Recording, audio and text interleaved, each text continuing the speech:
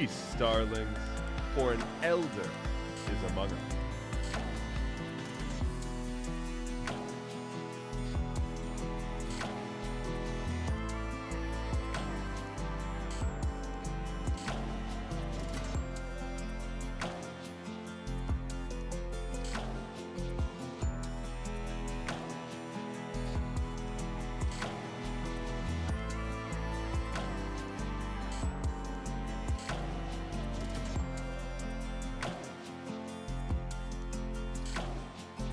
Praise!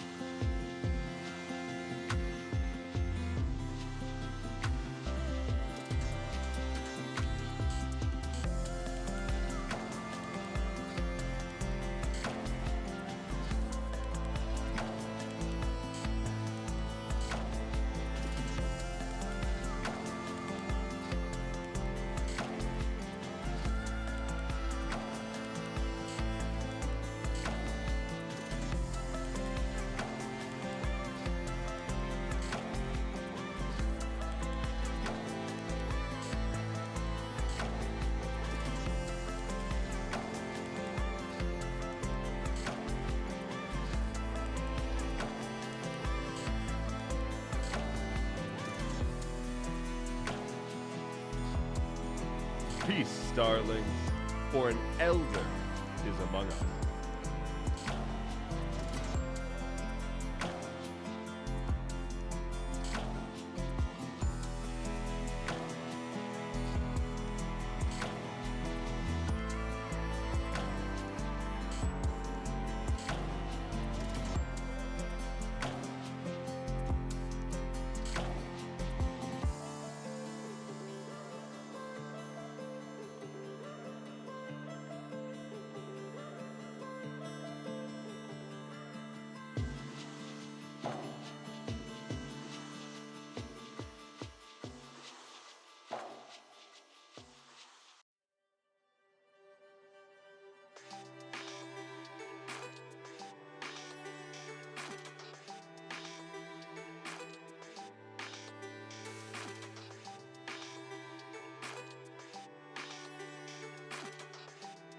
Hello.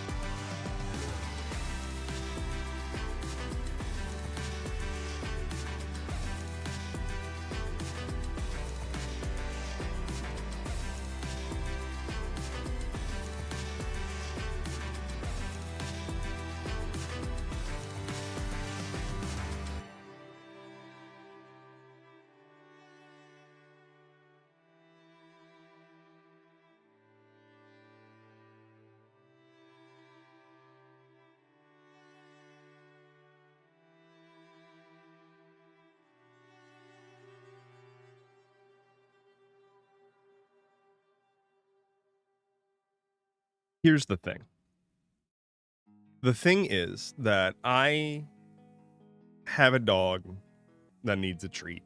I was going to say something else, but then now there's a dog bowing, needing a treat, and staring up at me. Hello, everybody. Let's give the dog a treat. How is it going? And then we will, and then we'll say hi, and then we'll figure out what we're doing. But first things first, dog needs treat. He's freaking out. All right. Come here. Here, over here. No, okay.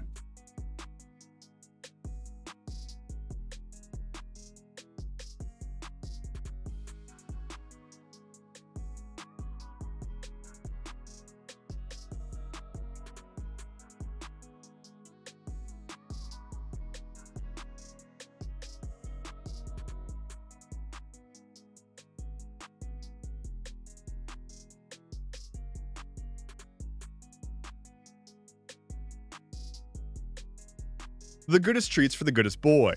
I mean, I think we can all agree, right?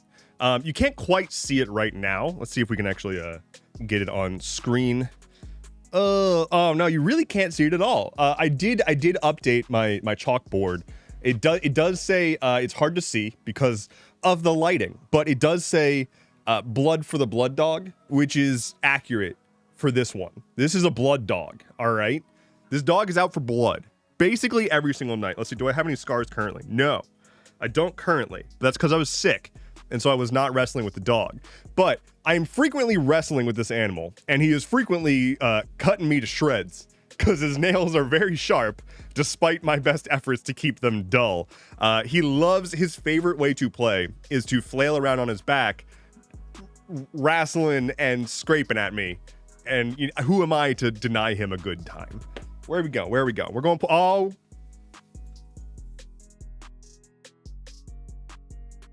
Now we're happy. This is why we give the dog a treat. This is why we do what we do. Okay? This is important work. This is why we do our very important. This is why it's important for you to show up on time to clock in at the Giving the Dog a Treat factory, which is right here. And guess what? We've got full benefits. You get dental, you get eye care, you get health, you get a 401k and a 402k, which I just made up just now. I don't even know if it exists, but you're gonna get one. And an IRA, I guess, and you're gonna get, what are benefits? You get a subscription to the Calm app. That's what they're all doing these days. Does that app, does anyone, is there, question. Does anyone actually have a Calm subscription that they're paying for out of their own pocket? I've only ever seen that app in the context of a wellness benefit. Like in lieu of actually, you know, making sure that your employees have healthcare and mental health care, giving them a subscription to an app apparently is good enough for free country USA. I think I had Headspace for a little bit on my own accord. And then I didn't do that anymore. And then suddenly Calm was everywhere and everybody has that from their employer. So anyway, how's it going, everybody? Let's say hello to some folks. Hello to everyone who is here. Hello to everybody who's chatting. Hello to Weedy Potter, Coilian, Former Future Frog, Bardic Geek, Timothy, Chef to Cuisinart, Jordally Poo Poo, Plural J, Siliconsole, Camille Dunhafta, Tomato, Fire Drops, Timothy, did I get you already? Maddie Roller, Fun Predictable. Hello, everybody. Hello. I didn't find Headspace that helpful. Hello, KTWB1. The first of them all. I didn't find Headspace to be that helpful for meditation, says Coilian. Yeah, first of all, is it Coilian? Am I saying that right? Second of all, yeah. So like I got really big into meditation for a while. I haven't been doing it as much as I wish I was right now. But Headspace was really good until I realized that I was just using it as like a timer. Like Headspace was good until I realized that it wasn't what I wanted. I just like don't do guided meditations well.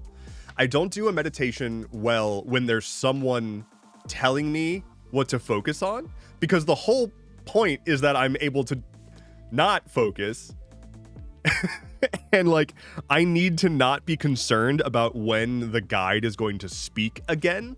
So if I'm listening to a guided meditation, the only thing on my mind is, do I have the safety to fuzz out without being worried about being interrupted by the guide? And when I realized that that was not helping me, I was like, nah, I'm good. And so now here's my meditation app is this fucking like 9-year-old Apple Watch or whatever. I just set a timer on it and it buzzes my wrist when I've done the duration that I want. Because I also don't like when I'm like anxious that my timer's gonna go off and start blaring an alarm in my ear. So just like a vibration on my wrist is a lot nicer of like a, hey, you can stop now. So that's what I do if I do meditate. The actual pronunciation is Colleen, but I don't use that one. Fair. Glad that I got it. Is that legally binding? Is what legally binding? The benefits? Your job at the giving the dog a treat factory? Yeah. That's legally binding. You all are now on payroll. You're all now on my payroll, which is to say you're going to get booped by a dog, because that's all I can pay. I don't have the money to pay all of you. I wish I did. God, wouldn't that be great? Wouldn't that be great? What if I was like one of those super big creators that has like millions and millions of dollars? I would legitimately like do the Mr. Beast thing, but without the challenges. I would just be like, hey, who in my audience like needs to cover rent this month? Here you go. God, that would be so nice. If I was a billionaire, I would not be a billionaire because I would give all my fucking money away. But like, God, I would go to a restaurant. I've always thought about this. Like, I would go to a restaurant, I would order a $20 burger, which I'm mad that burgers are $20 in the first place, but hey, I'm a billionaire, I can afford it now. And I would tip like $10,000. Imagine, right? Like if you went to a restaurant that does the thing where like they share tips between front of house and back of house, which is like pretty rad, right? Because like the people in the back of the house are doing a lot of very difficult work. And they're also basically sweating nonstop for like 12 hours at a time. Imagine just an influx of $10,000, even just spread evenly across all of the wait staff and line cooks at a given restaurant. Like imagine the change to their life from just like receiving $1,000 each, a few $100s each. Like our rich people could be doing that and they're just actively not. And it makes me so mad. It makes me so mad how much like all we have to do to have a better life for everyone is for rich motherfuckers to pay people equitably, which is not going to happen on their own accord because rich motherfuckers don't happen by accident. They happen because they are people who lack a soul and don't want to help other people. So like the rich motherfuckers are a flaw in the design of the idea of being able to generate enough money such that everybody is flourishing. So like we stop that and we pay people. Revolutionary stuff. We're really breaking new ground here. What if people were paid equitably for their labor?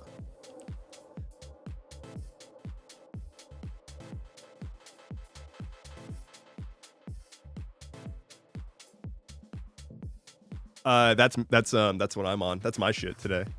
That's the shit that I'm on. Hello, okayish says $10,000 would change my life. Tim Curry levels of dramatically. That is intense. If something could change your life to a Tim Curry level of drama, that's significant. I don't know what's above that. I genuinely don't know what would be above that. How's it going, everybody? I didn't say the date yet. It's my name is Endeavorance. It is Thursday. It's August. Stuff keeps happening. Was the 18th, and it's Thursday. 21st. I'm amazing. Holy shit. Okay, yeah, it's the 21st of August, which is wild. That shouldn't be allowed. How is it August? Like, August is that month that I keep in my head. I think it's like the number of the month is 6. Like I keep thinking like, oh yeah, August, that's the 6th month of the year. No, it's the 8th. We're past halfway. No one told me. No one sent me a single calendar invite for time continuing to march on relentlessly. And that is bullshit. All right? I have a packed schedule, and I'm gonna need y'all to send me some invites if you're gonna be doing that kind of shit. All right? So whoever is out there, Kronos, if you're hearing me, send an invite next time. All right?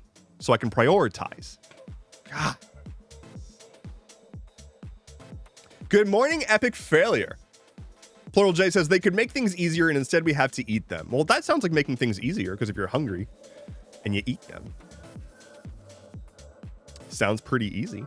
Rich people are the worst. They can't even admire their hoards. That's the stupid fucking thing about rich people in the United States is like they're all rich based off of theoretical money, right? Like we're all just trying to get some dollars, right? I can hold a dollary-do in my hand. I can hold a dollar bill, y'all. And like, that's like the money that I'm dealing with. And when I'm dealing with theoretical money, it's theoretical money that is like a 1-to-1 the dollar that I'm able to put into the bank. I go to the bank and I hand the man $1. And then I go to the online subscription service store and I swipe my credit card and the $1 that I gave to them at the bank goes to the subscription service. And now I'm a SaaS boy, right? But like what the rich people are working with is completely theoretical money, right? The theoretical money that they're working with when they're swiping their credit card at the SaaS store, that credit card is working with like 3 degrees removed of theoretical money. And like, we don't get to play with that. So like Elon Musk is out here, quote unquote, richest man in the world, but he can't pay his debts currently, right? Like he can't afford to pay the debt on the Twitter that he bought. He went out to the subscription store and he bought a Twitter and that was too much money and he can't afford it, but he can, but he can't, but he can kind of afford it because if you think through time, like 4-dimensional money, then he can kind of promise to make good on eventually doing something that might make a banker somewhere feel more comfortable lending money to then extract more value out of the guy. Nowhere in here is there value. All of this is theoretical. But it controls our lives. And I don't like that.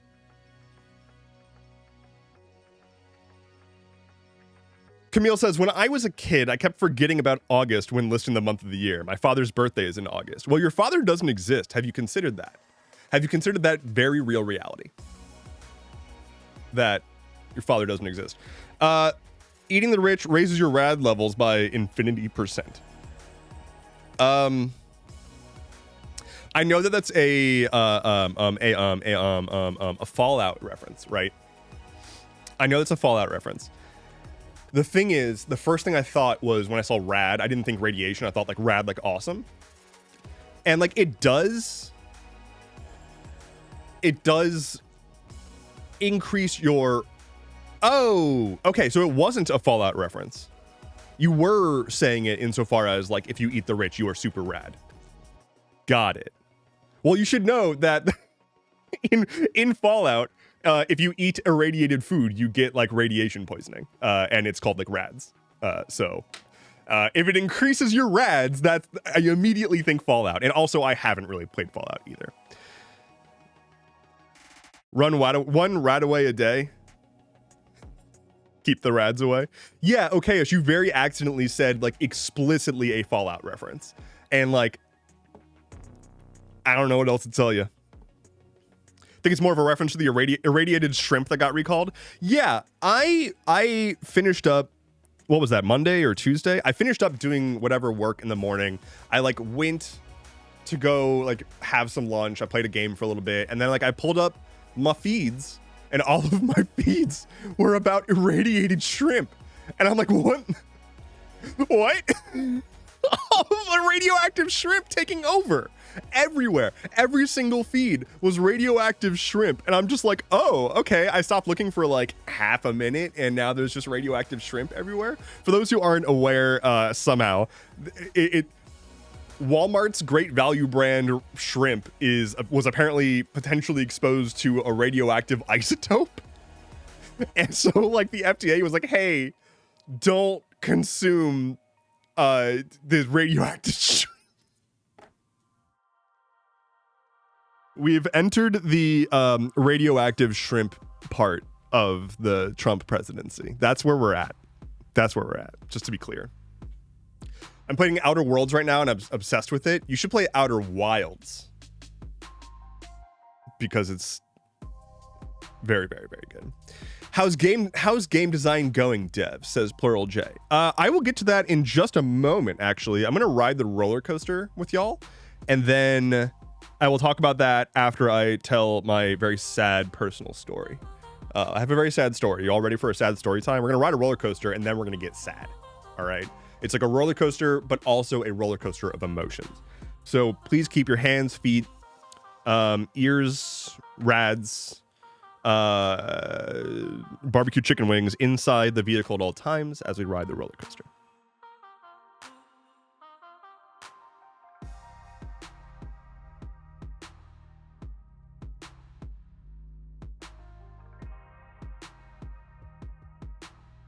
Does a sad little wee for the roller coaster ride? Wee. All right. Oh, wait. Flynn's on the move. Oh no, Flynn's no longer on the move. He gave up.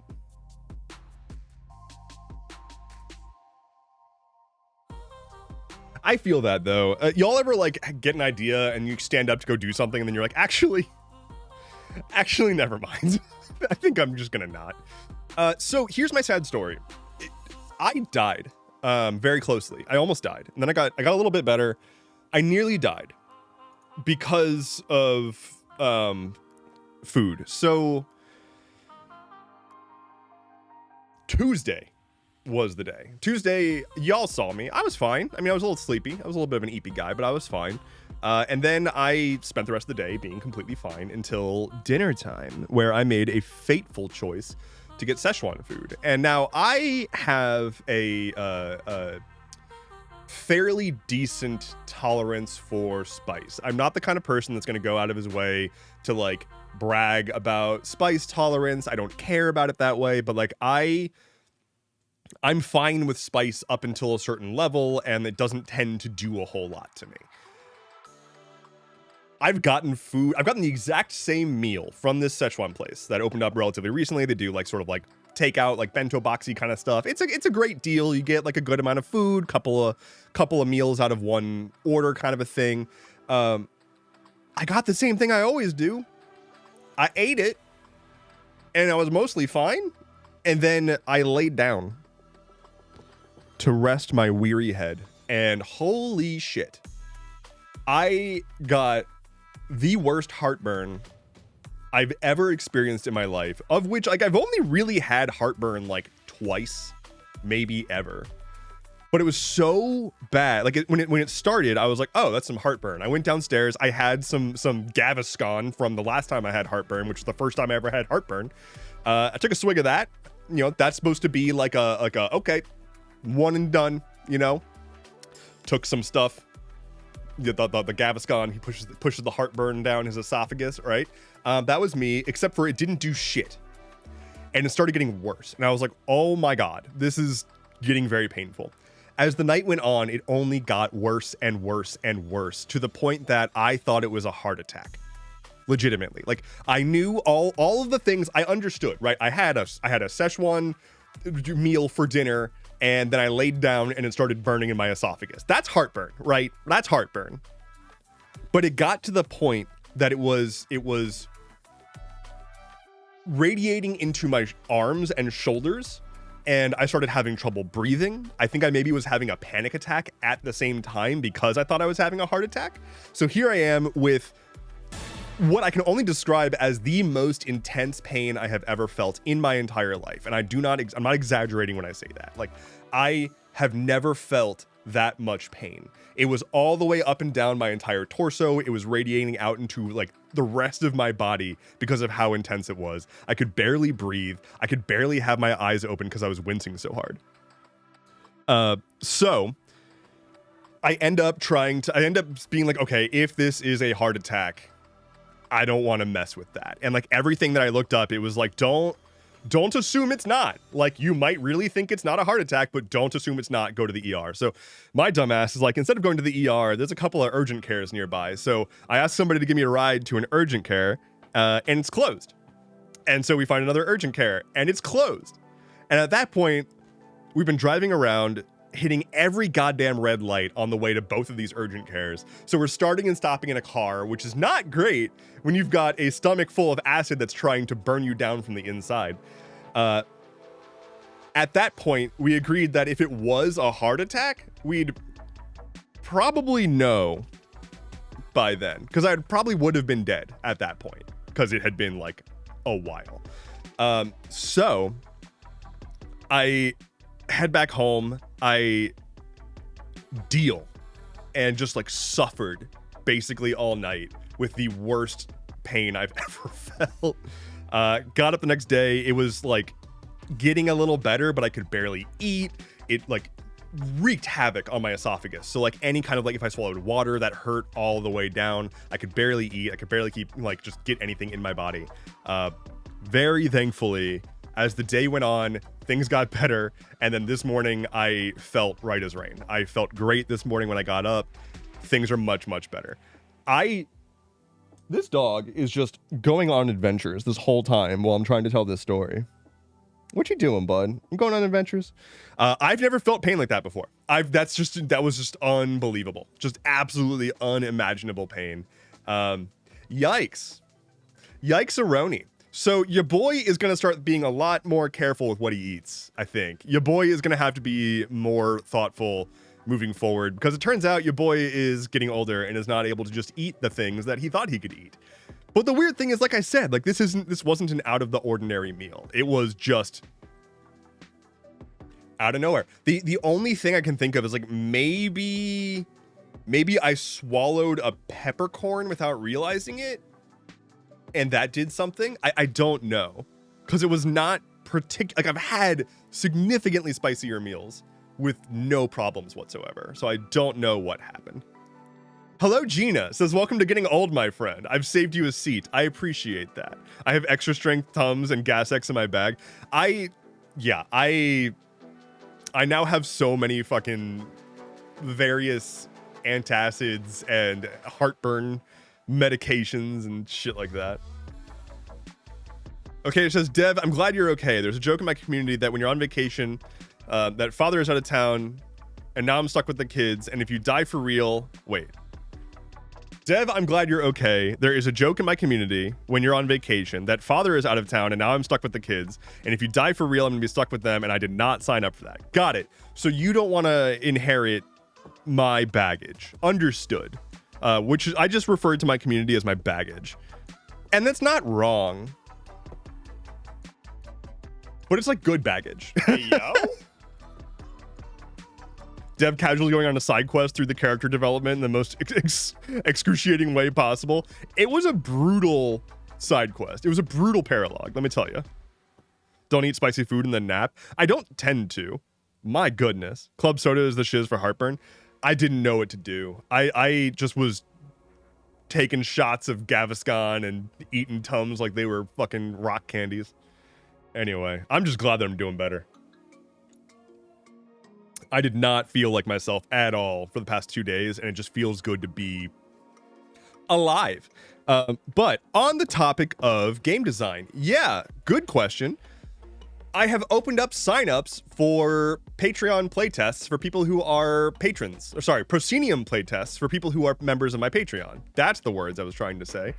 If you are a member of my Patreon, my Ko-Fi page, or a member of my YouTube memberships, any of those three, you can now find a post with a link to sign up to do playtests of Proscenium run by yours truly. I'm doing one-shots with patrons. It's gonna be like a 2 to 3 hour session each, 3 to 4 players each. If you are any tier of any support system that I've got set up, you can go ahead and sign up. I'm doing that. So here's links to all of those. I'm very excited. I've been doing a whole lot of work on the sort of like core Proscenium rule set. For those who don't know,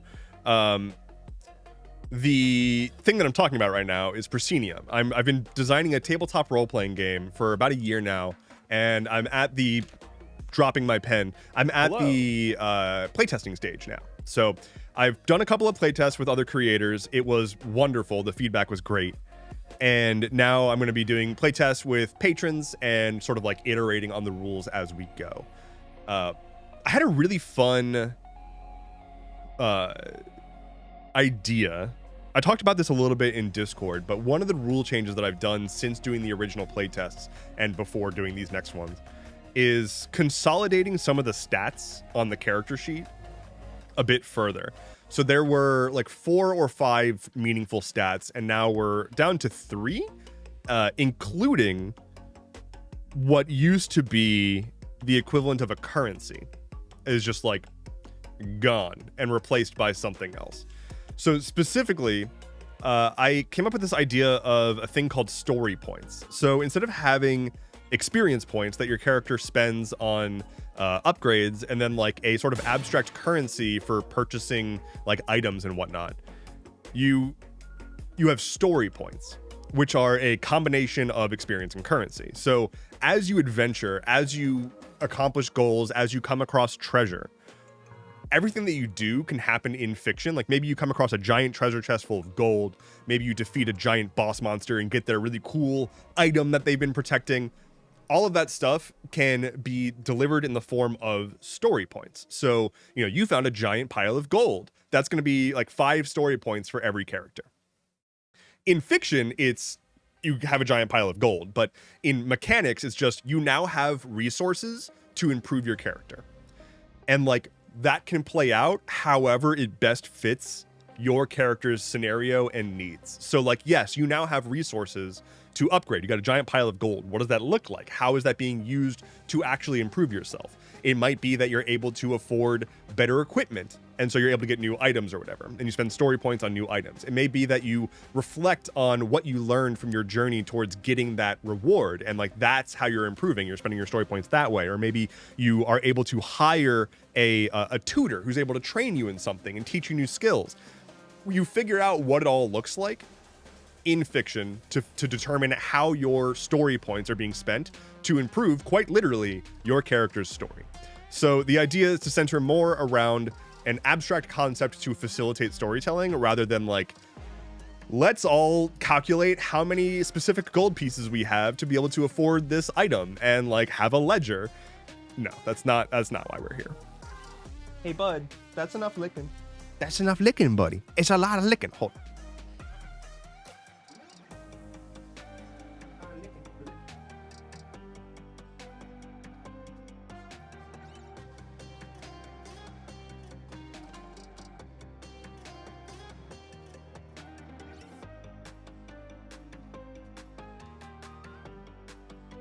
Pet the creature. Flop. Super giga flop. Anyway, yeah, so that is a concept that I'm pretty excited about. The sort of like removing the need to care about too much shit and instead just being like, oh yeah, we got a big reward. Number go up, we'll figure that out later. I'm hoping it's gonna kind of like keep things moving a bit more, but we shall see. Let's see. Nitro Nick 9000 says, hello, I had a cup of coffee. Well, hello, I did too. 1.5, in fact. Nambula says, I kind of like the idea that characters tell their stories and the merchants are so enthralled that they give you a better selection or a discount. That can absolutely be the case, right? Like, the idea is not to, like, remove merchants or remove item purchasing or economy or anything like that. The goal is to reduce the number of things you have to care about and keep track of so that you can instead focus on telling the stories that you want to tell. Like, the mechanics should be there to aid in delivering that sense of adventure and that sense of growth. And I'd rather people focus on a far fewer number of numbers and a far larger breadth of options with how to grow as a character. You can very easily just stick with, you know, I'm gonna just 1-to-1 each story point I get, I'm gonna unlock a new ability, or you can do anything else. So if you don't want to have to think too much, just upgrade your abilities. But if you want to do more stuff, you have plenty of options there. And I'll be releasing for the director's guide, the dungeon master's guide, basically for Proscenium, more ways to use story points. I am trying to not sneeze right now. I'm holding back a sneeze. Prefix says, yo, long time lurker, first time chatter. So what's up? Hello, welcome in. We've never met before. One of these days, you're going to get caught lying. Hello, Mike. What's up? Welcome in. Epic Failure says, have a great day, everyone. DMV time to get my name changed. Yo, best of luck with the DMV. Best of luck. I actually, way back in the day, I remember I was working on a game, because of course I was working on a game, and I wanted to have a fast travel system that was the DMV, the Department of Magical Voyage. So if you wanted to fast travel, you would have to like go to a town and find the DMV in that town, and and you could request fast travel to another place, to another DMV at the Department of Magical Voyage. Nitrogenic says, choose to laugh at a merchant's bad joke and unlock special inventory. Hell yeah, absolutely, 100%. Weedy Potter says, so if playing a rogue with enough stealth, you could just steal things and hoard your story points. I would say no, it would be more along the lines of if you are acquiring like high quality stuff and you're stealing that from a merchant, like that is like you could spend story points to make that happen, right? Like you could, if you wanted to, role play that and risk getting caught and risk all of the negative side effects of all of that. But there is a downtime system in this game, and you can only upgrade your character during that downtime. So while the downtime is happening, it's much more freeform. So you could say, like, I'm going to spend 2 story points, and what I'm going to do is, like, pull off this heist at this place. And as long as it, like, makes sense within fiction, you can do that. And the director would probably tell you, like, how many story points it would cost to make something like that happen. But it would be just like, this is what my character is up to during the downtime by spending my story points. Stealing stuff, like if you have like items on your person and you have them stolen, I'm still figuring out whether or not that's going to actually reduce your story points, because it like reduces the total value of your character. I don't think it will, because there's two different types of story points, basically. There's like the total that you've spent and earned, and the amount that you have available to spend. So it's your balance and your total. Your total is basically just an indication of how powerful you are, and your balance is just like how much you have to spend the next time that you can do upgrades. So that is, instead of having levels, instead of like gaining experience and leveling up and having these like really big level ups that take like, okay, everybody stop and open up your books and do tons and tons of spreadsheets to figure out what you got to do for this level up. It's just like, as you gain story points and then find some rest, you unlock a few things and then keep going. Maybe more of a 5-finger discount on your story points. Yeah, I mean, like, you could also get story points by pulling off a heist. Like, there's a lot of ways that you can go about doing this. This is also nascent, and I'm still working through all the specifics of it. But yeah, I'm pretty excited about this idea. Plural J says, there's a couple of good systems that use something similar. Fabula Ultima comes to mind. They have an out for players who really want to commit to feeling cool. Yeah, I'm pulling a lot. So the big inspirations for Proscenium are, the 2 big ones are Quest and Blades in the Dark. Quest is a really fun, very simple system that like you literally roll 1d20 ever. There's no stats, there's no modifiers. It's super streamlined and pretty sweet. I like it a lot. It just doesn't lend itself well to long form campaigns, and I want to be able to support that. Proscenium actually started off as a modified rule set for Quest, and I eventually broke off entirely to make a whole new thing. Blades in the Dark, I love as a storytelling system. I like how their dice roll works. I like how their upgrades work. I like how their inventory management works. I like some of the cool mechanics like flashbacks. So like the simplicity and approachability and streamlinedness of Quest with the interesting methods of character growth and modifications of Blades. And like that's sort of the unity that I'm going for. But primarily, I'm also trying to make sure that it is a modular system so that people can bring whatever setting they want, make whatever homebrew they want.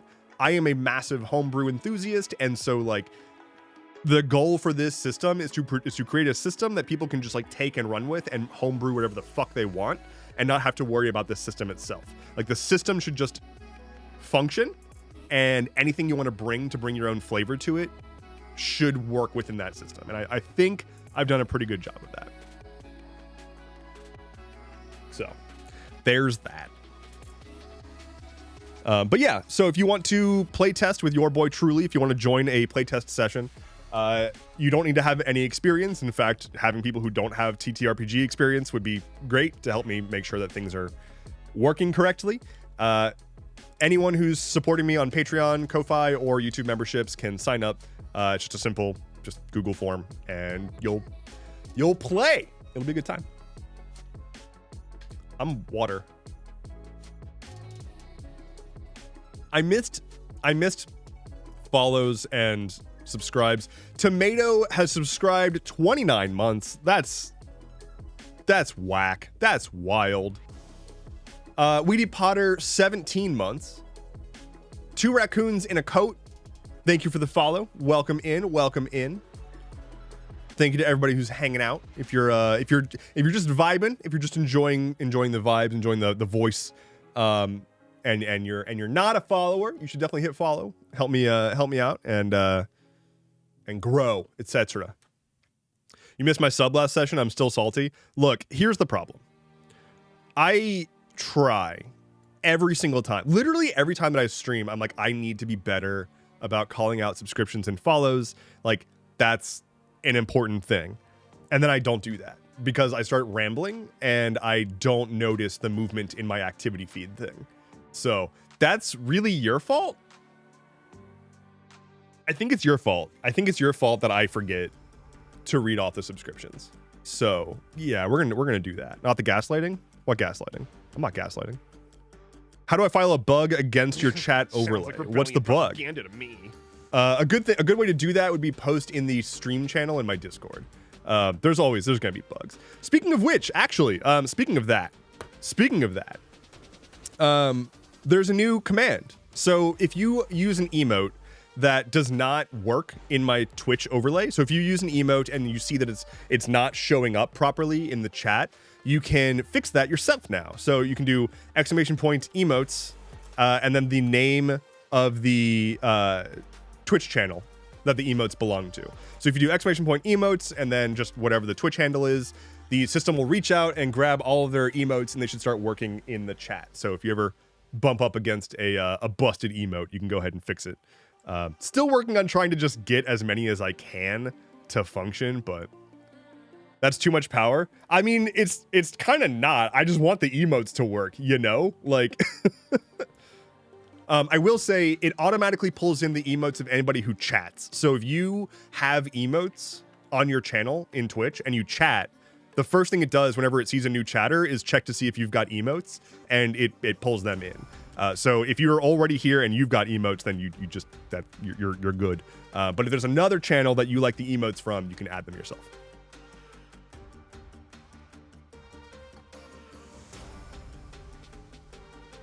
That feel when my emotes are already functional? Yes, your emotes are already functional. Very good. Partners are just better.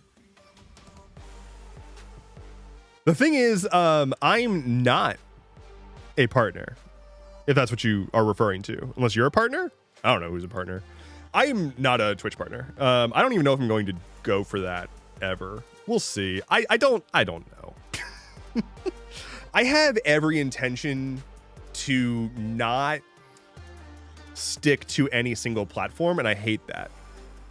Because I wish I could just trust any platform, and I can't. As a technology boy, who used to work in big tech, I don't feel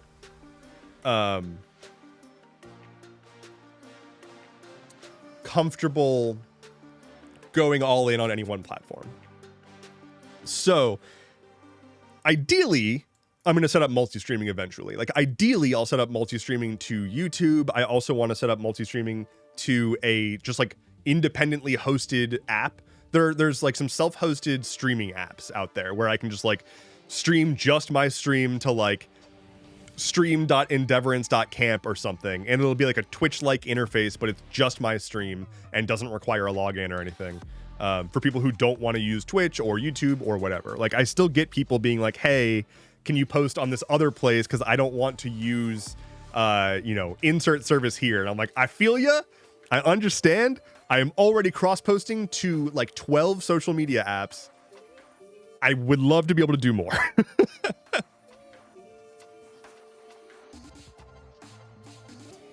Let's see.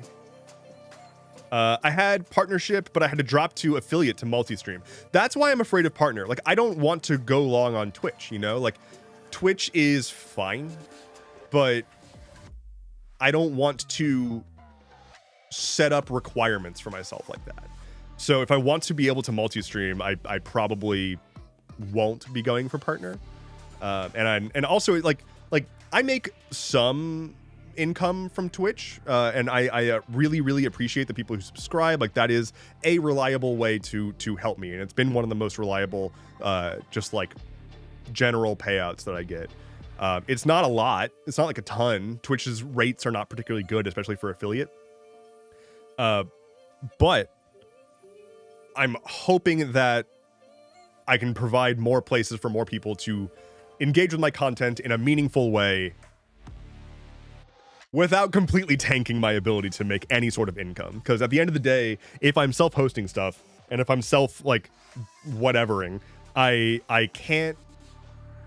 That takes time, effort, and money for the resources to self-host my own stuff, and opportunity cost, because I'm not getting Twitch subscriptions, I'm not getting ad revenue. So like, I really want to be able to be completely independent from all these platforms, but I'm also trying to not take a bunch of corporate sponsorships, and I don't have a level of like subscription support across like my Patreon and stuff yet to make it so that I don't have to care about ad revenue from like YouTube, Twitch, TikTok, stuff like that.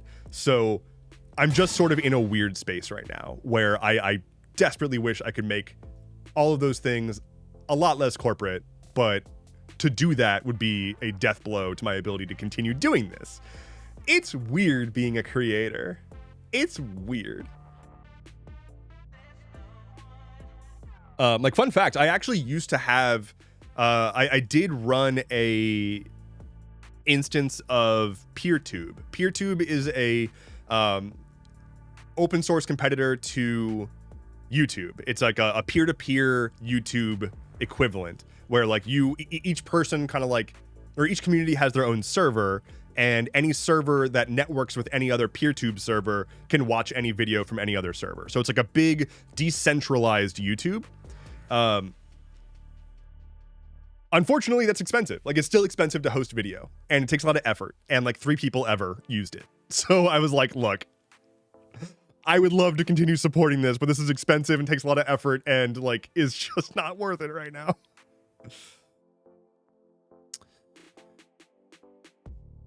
Nginx RMTP makes it easy to have a central fan out server. Yeah, I'd probably do something like well, I don't know if I would use Nginx for it. I've been using Caddy a lot. This is so fucking nerdy, but for anybody out there who does like web server stuff, if you've not used Caddy, holy shit. I have spent so long being gaslit into thinking that I should be using Apache and Nginx for everything, and then I found Caddy, and oh my god, it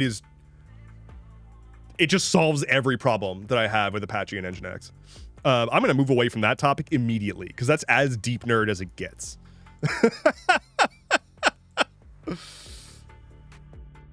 Melee Haley says, what are your pronouns? I use he, him. I use he, him pronouns. I am, do I not have those set? I should put those somewhere on my stream, huh? I should like, that's a good idea. Why? That's a good idea. Text me, Endeavorance,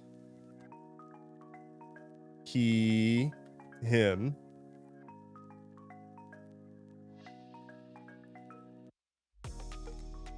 Endeavorance or Dev. There. Oh no. Oh no. You're seeing how the sausage is made, right? This is the sausage. We're making it currently. Welcome to my sausage. Welcome to my stream. You're all seeing the sausage on stream. That's probably against like Twitch stuff. I need to change the font to my gotta have my brand font. Okay, and then I want drop shadow? Outline? Not outline. Drop shadow is fine. Okay. We'll do that for now. We'll do that for now. Welcome to my sausage. Beef. Merch? Wait. Perfect. Big text. Don't change the font size. I'm sorry that I changed the font size. I'm so sorry. Good time to roll in, says Blue Cowl. What's up? Kyo Kaito says, welcome to my sausage is not a phrase I expected to hear today. Well, this is your first time chat. Welcome. That's not the worst thing you're going to hear on this stream. That's just not. The thing is, I have a lot of words. I have a lot of words, and I say them pretty frequently. And unfortunately, the words tend to get ahead of where my brain's at. And then things come out. Like, you ever see the you ever, so I make content. I make a show. It's called Stuff Keeps Happening. You should follow it. It's on my YouTube. Let me YouTube. Okay. So I make a show. It's called Stuff Keeps Happening. I say a lot of words in it. And often the words that I say in it are really, really whack. That's not scripted. It's just what comes out. And then I just publish it. My scripts for Stuff Keeps Happening are like a handful of bullet points of the major notes that I want to make sure that I hit for a given story, that are like, reminders of like what's going on at a given timeline. But it's all ad-libbing. I don't do script. I can't read a script. Like, that won't work. I've tried. It doesn't work well. So all of my videos are ad-libbed. Normal phrase for everyday life. Do you do word good? I do word great. Blue Cox 92 says, oh wait, I'm a first time chatter too. Hey, are you?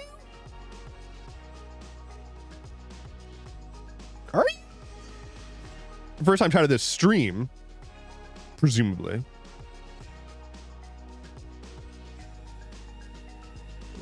Are you lying to me? I think you're lying. You're lying to me. I'm being lied to. I'm not being lied to. I'm not being lied to. You're not lying. Hello. Welcome in. Where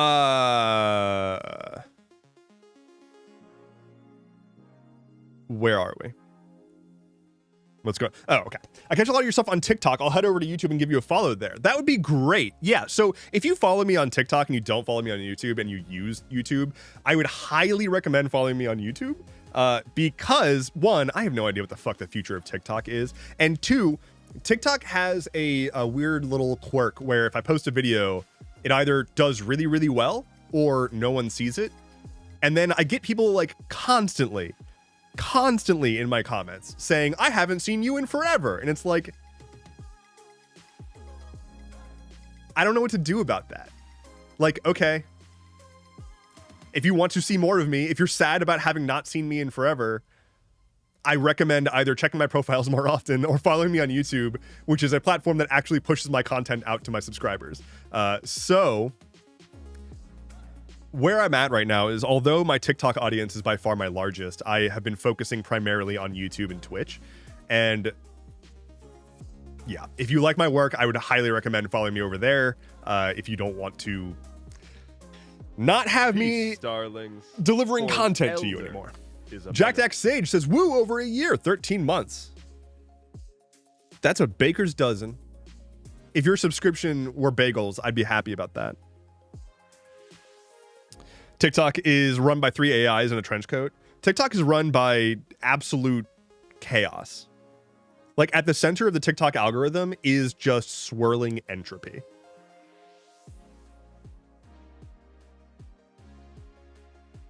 It's not looking great for TikTok moving away from that platform soon, considering there are changes coming in September. I have been assuming that TikTok will disappear tomorrow every day, actually kind of since I started. From the drop, like from the beginning of getting any kind of following, like when I was around like 10,000 followers on TikTok, I was like, this is so many people. Oh my God. And then I was like, I'm going to lose this. Like I see all of the people talking about like, oh, I got banned for no reason. Oh, my account got deleted, whatever. I have spent my entire time on TikTok assuming it will go away, assuming that it's not real, assuming that my audience will disappear. And then they were like, oh, we're going to ban TikTok. And I'm like, okay, yeah, that is justification for my concern. And then they're like, oh, we're not going to ban TikTok based on Donald Trump's word. And I'm like, that doesn't mean anything to me. So I just have to act as though this platform that is a major source of my ability to continue doing this, that is my reach, that is my core audience, might disappear at any moment. And like, that's why you don't go deep on a single platform. Like that's what I was talking about earlier, of like not trusting a single platform for everything. And that's why I've been diversifying for as long as I have been. And that's why I've been annoying about like, follow me on YouTube, follow my Patreon, do all these other things, because these platforms are all brittle as hell right now. And it doesn't look good for their future. I think after the temp ban, it kind of fell off. TikTok has not recovered. TikTok did not recover from that temp ban. I think enough people were like, all right, fuck this. And also they changed their algorithm to be way safer for the Trump admin. It's just been bad. Like my For You page has not recovered. It's not ever gotten good again. Vine walked so that TikTok could sprint headfirst into the void, says Keo. Yeah, I lament the lack of Vine every day. Nothing says early 21st century America quite like my entire livelihood could vanish at any time at a moment's notice for no particular reason. For sure. And I feel really, really bad for the people who are on TikTok who have not had the luxury of being able to diversify in the way that I've been doing it. I have a lifetime of experience of navigating tech, navigating multimedia production, and like managing websites and shit.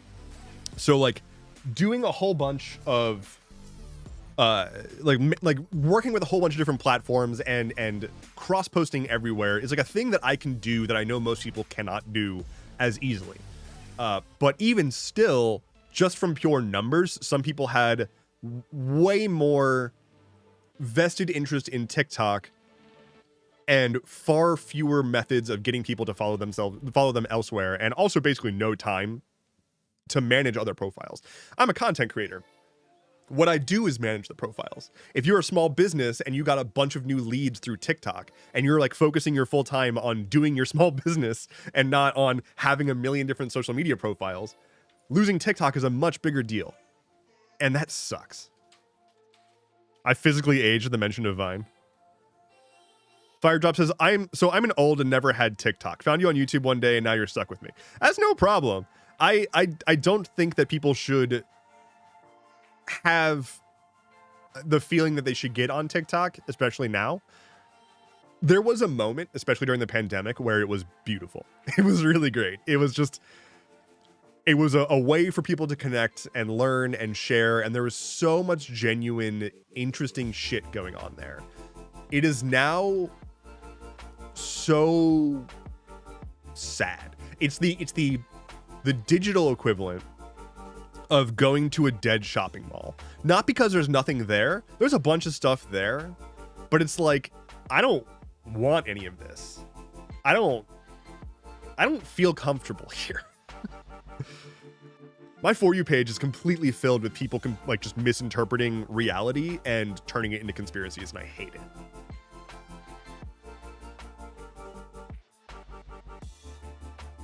Name says, hello, I'm W Friends. So I hope you're all doing well. I'm assuming with friends. Or win friends. I'm win friends. Corleone says, I never did Vine. I just watch old 5-second films. Honestly, Vine compilations are such a strong way to cheer yourself up. If you're ever sad, Just go watch Vine compilations on YouTube. You will not be sad by the end of them. Clinically proven, I will say. Former Future Frog says, I think I deleted TikTok without noticing. God, that would be nice. Oh, that would be nice. Oh, that would be beautiful. I would be an L friend.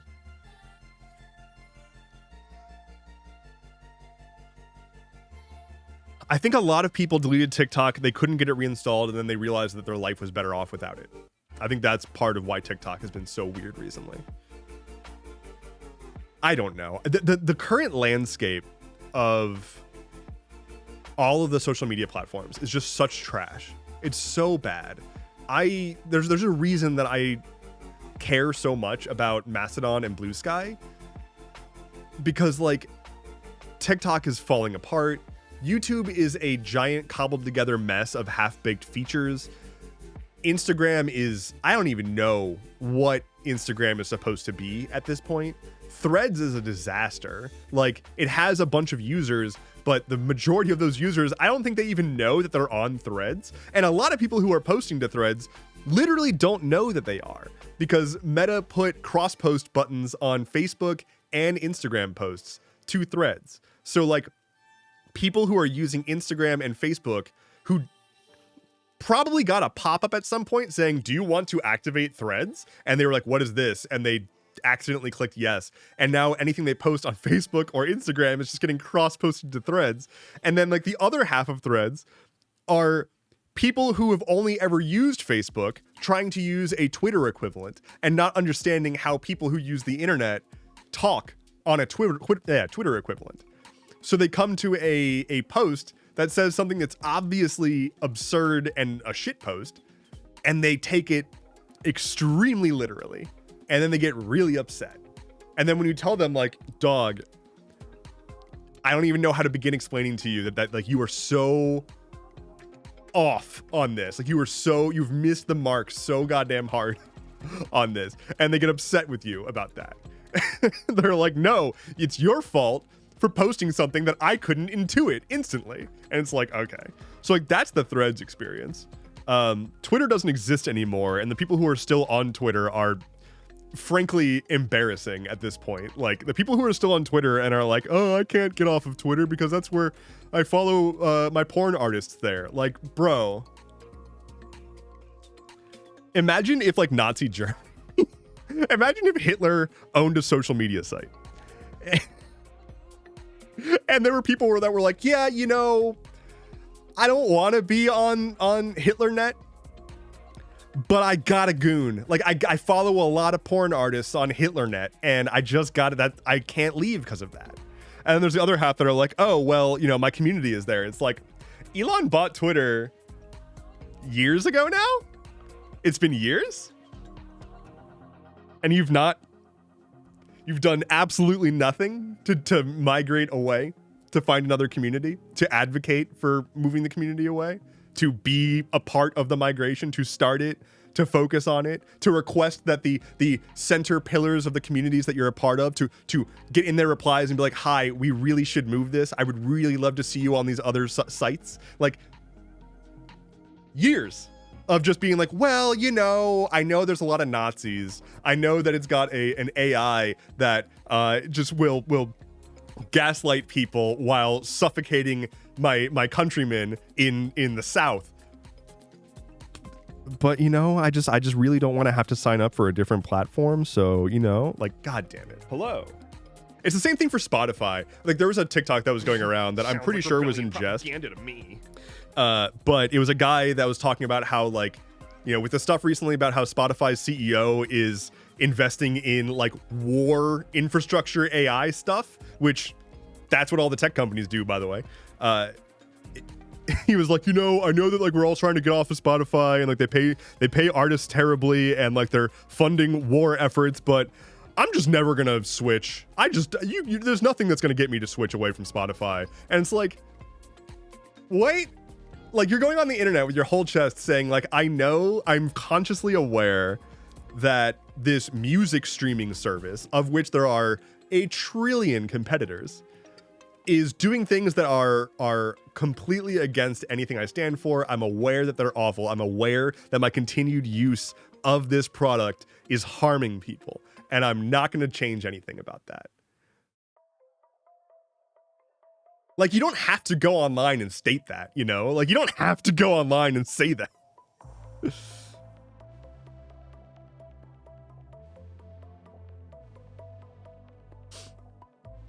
Youth clubs are basically social media, which Hitler did. Basically, yeah. Where would my porn artists go otherwise? Literally anywhere else on the internet. There are entire websites dedicated to hosting porn of all types. Like, well made, with following systems and related posts. Like, there are entire sites that I'm not going to sit here and endorse on twitch.tv by name because I don't want to get banned. It doesn't take a lot of effort to find another website that hosts that kind of content with all of the functionality that you're looking for. Fuck, even Tumblr. Like, Tumblr allows nudity again. I'm not saying that that's the best option, but that's an option. Like, there's like so many options, so many ways. Best Spotify alternative? I mean, I personally just used Apple Music because it's included in my subscription. Not that Apple is a better company. There's plenty of options. Like, oh yeah, Blue Sky allows all sorts of porn. Blue Sky specifically allows all sorts of porn, even in their main public feeds. I talked a couple of streams ago about how I got a suggested post from the What's Popular feed that was just 3 dudes fucking each other. Just popped up on my timeline. So like, there are porn-friendly places out there. Okay. Of the corporate streaming services, my understanding is that the best payout is Tidal, Tidal. I've used Tidal for a while, or I used it for a while. I liked it plenty. It's just a streaming service. Literally any of them. They're all the same, basically. I personally like Apple Music because I can upload my own music alongside using their library, which is what I liked from Google Music, which got shut down. So.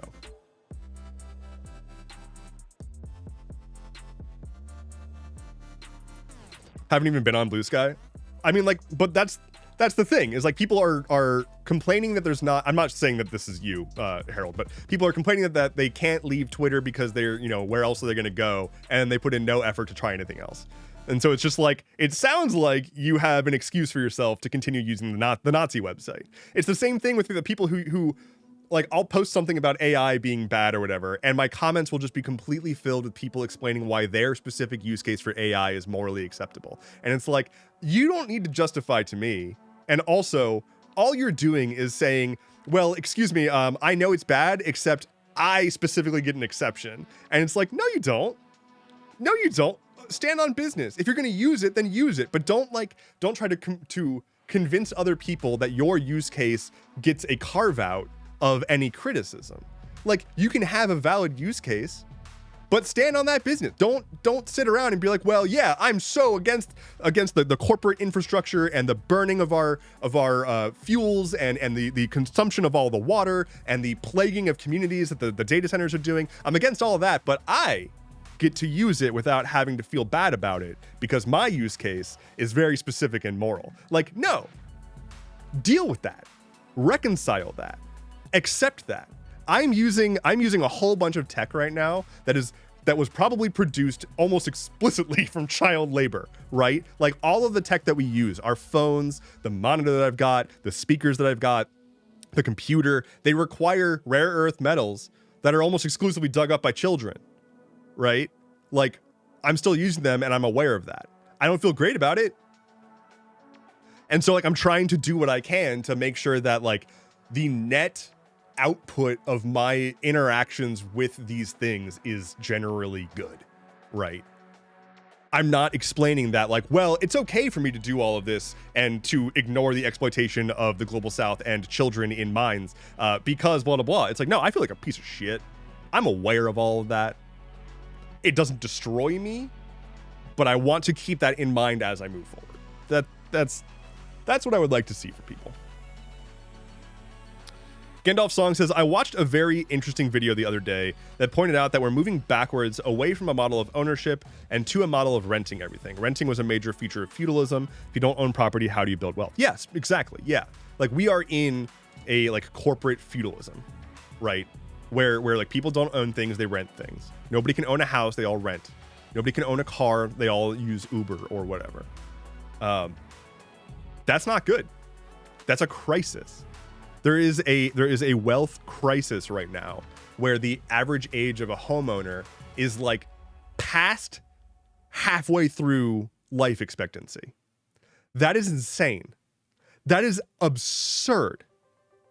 It should not take more than half of an entire human life for the average person to afford a domicile. And I'm saying average, like it's not even about like, oh, well, they just need to pull themselves up by their bootstraps. There aren't bootstraps. They don't exist. You gotta rent those too.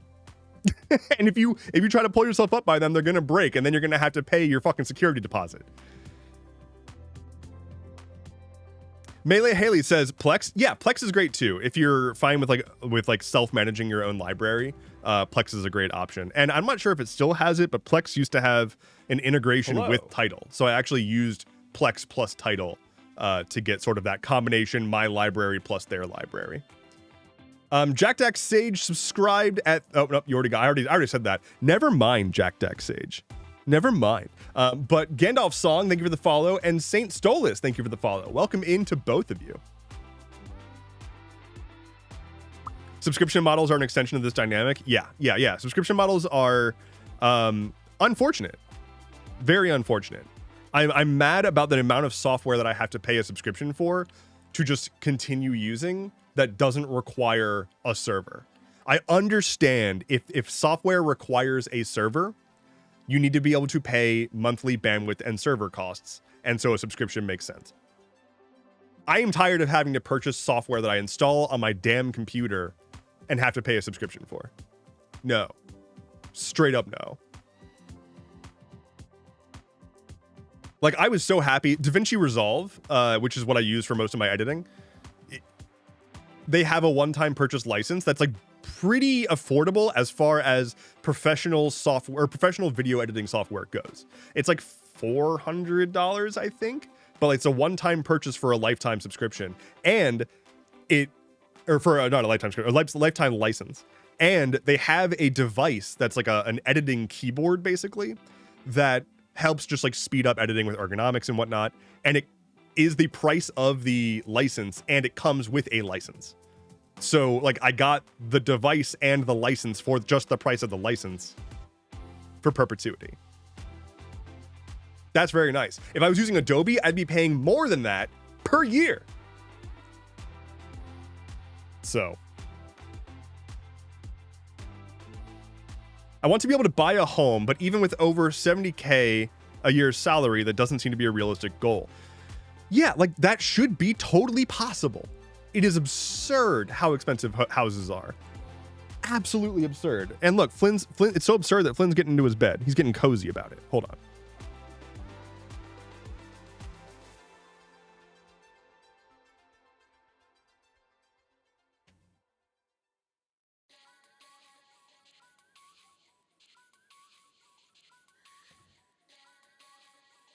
Okay. Fixed.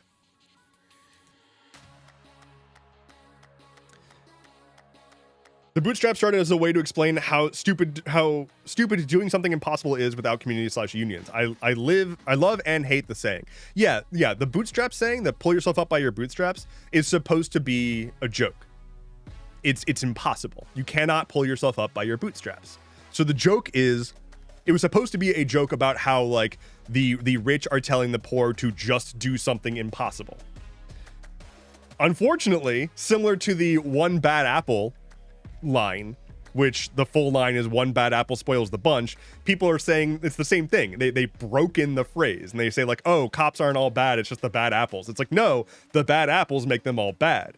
And pull yourself up by your bootstraps is impossible. That's the joke. So telling someone to do that is absurd. But we've lost all sense of anything making sense, so like it is what it is. Holzbrook says bootstraps. I'm wearing slip-ons, barely still recognizable as shoes. Honestly, let's just bring back like strapping the you know those like wood block shoes with just like the ropes. Just bring those back. Clanking around. Camille says, honestly, it annoys me that the plutocrat apologists hijacked pull oneself up by one's bootstraps, considering it was originally coined as making fun of, well, just stop being poor arguments. Yeah, I mean, people should just stop being poor. I want to see if I can find real quick labor song about coal miner sick lazy. I don't remember the name of the song.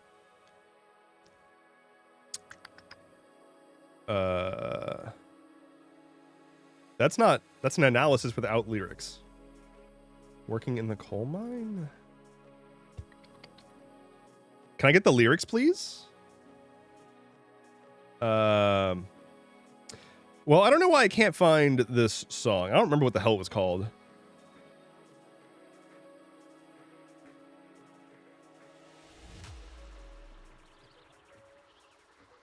How come none of these places just post the fucking lyrics of the song? There's a song out there that's an old labor song, like a 1930s or 40s, 20s, 30s, 40s labor song.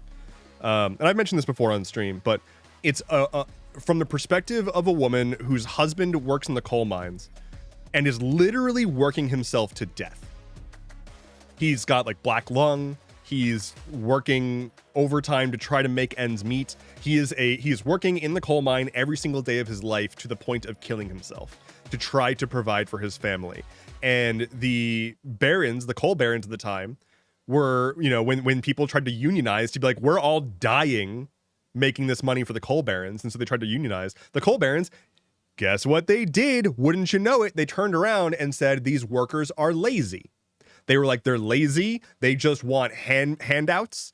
They're just asking for free stuff, and they should just shut up and get back to work. It's the exact same lines that they're still using today.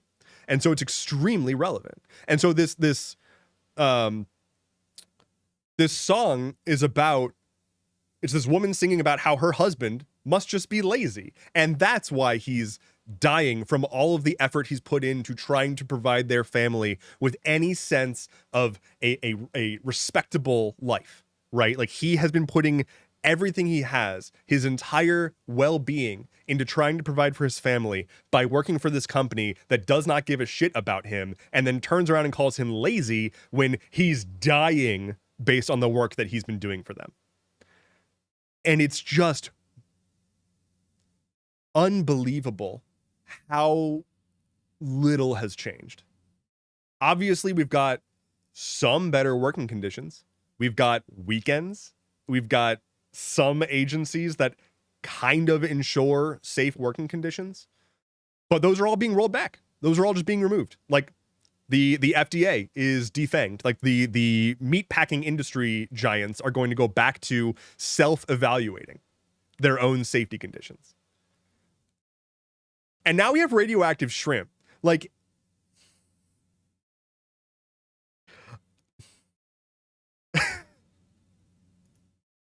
this notion that we move forward as a society is just not accurate.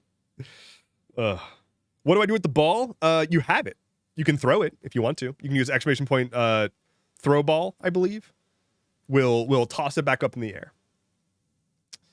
Let's see. Let me check some stuff real quick on chat. I missed it. Missed chat. Hate Adobe. Baker's Dozen says, our household brings in 120K a year. We can't afford it right now.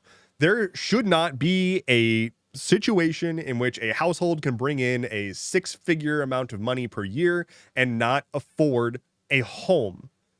A full house with rooms, multiple of them.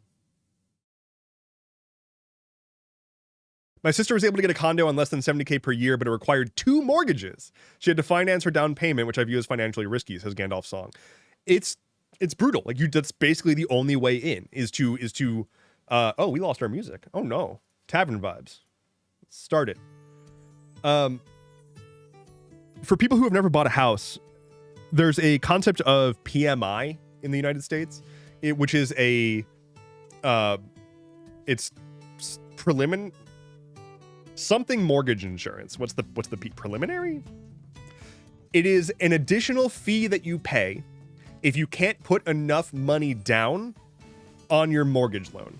So if you can't hit the 20% mark, if you can't put 20% down on a home purchase, your mortgage will cost more money because you have to pay an insurance because you weren't able to put enough money down on the mortgage.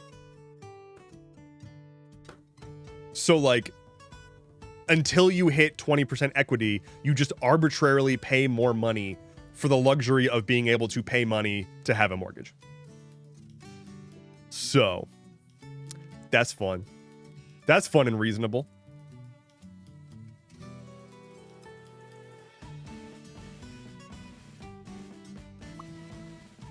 Uses products to relax calmly. Thinks about how messed up the use of those products is. Uses products to relax stressfully.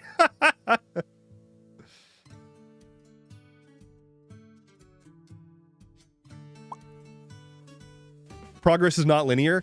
Yeah, my therapist said a thing that changed my brain chemistry a while ago, which was, as long as you have a North Star and you are making progress towards that North Star, you know, whatever direction, whatever bearing, as long as you have a bearing and you're making progress towards that, it's not always going to feel like you're making progress. Sometimes, you know, you're following a route towards that North Star and you run into a lake, right? The trail ends and there's a big lake, and the only way to continue moving towards your North Star is to walk around that lake, which is going to require walking in a completely different direction for a while. But that completely different direction, which is not making progress towards your goal, is making progress towards your goal. It just doesn't look like it or feel like it. It feels like you're getting further away.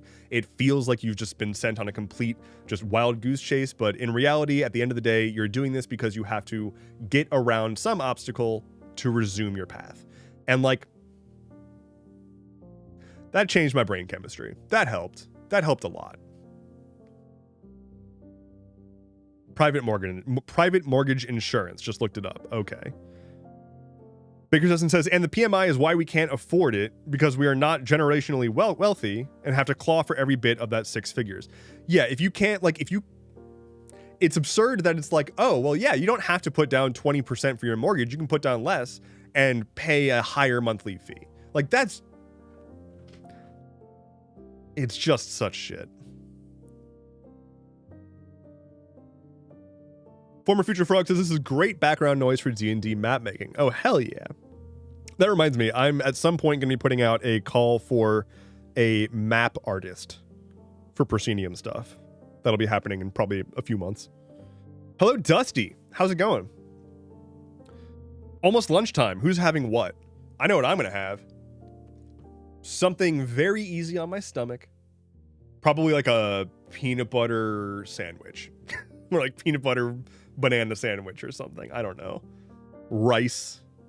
Just like, Dev, don't you have leftovers to eat? No, I'm good. I think I'm not going to have that, actually. I think I'm not going to have my leftovers because I don't want to die. I would like to continue breathing. Between disability, unemployment, toxic workplaces, and whatever else, picking a guiding star seemed like a luxury. I should probably get on that now that I have a job and don't get angry about having to go to every morning. It's less about, when I say North Star, it's about like where you want to go, who you want to be. Like, I understand that a lot of people are in situations where you don't even have the luxury of having any sense of agency over what your future looks like. And I don't think I really have much of that either, but like, you don't need to have a concrete thing. If you have a vibe, that's good. If your vibe is like, try to find stability and put out good in the world, that's all you need. You can figure out the specifics later, because already that is so far and above what the average person is doing. If you are able at all to just, as you're making decisions, think like, is this going to be better for like my future and the people that I care about and my community? If you're able to like think about that before just making a decision, you're already doing way more than the average person.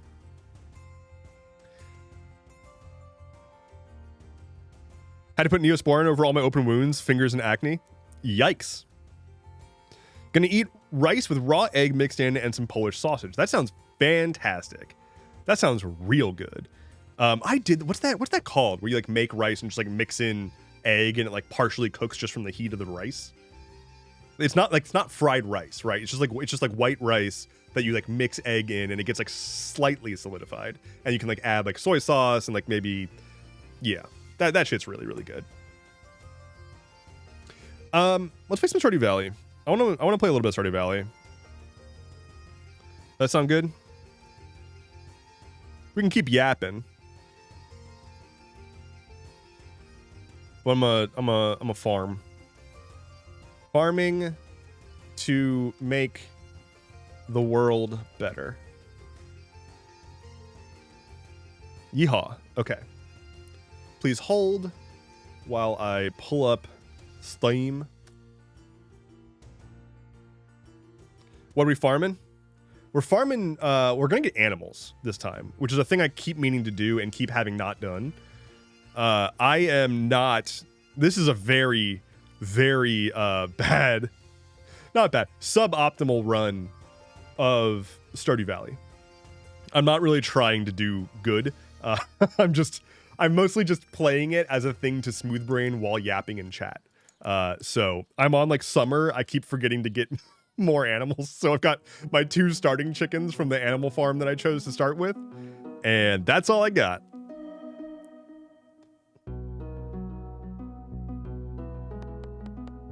All right.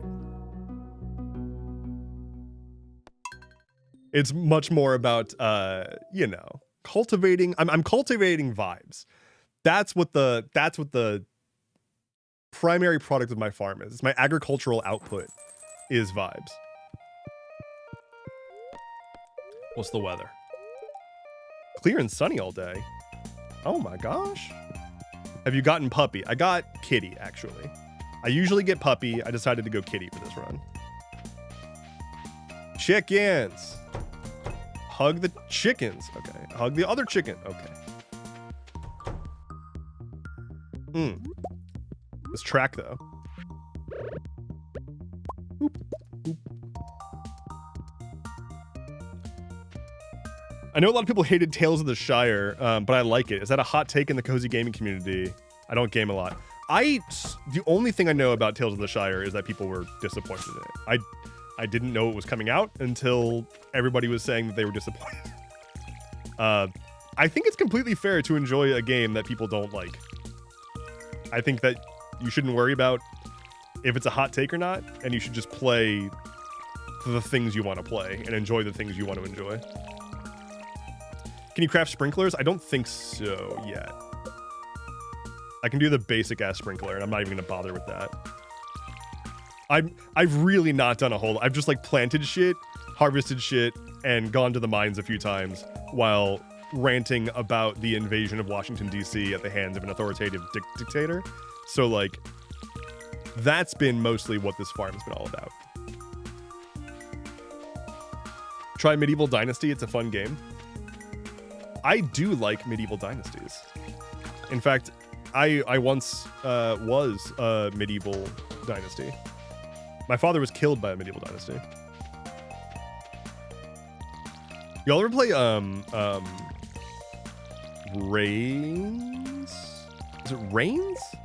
Hold on. Reigns.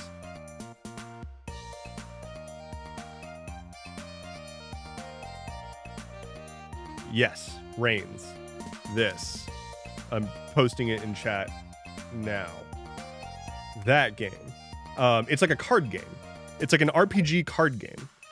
And you play as, you know, typically you play as like the monarch of a given place.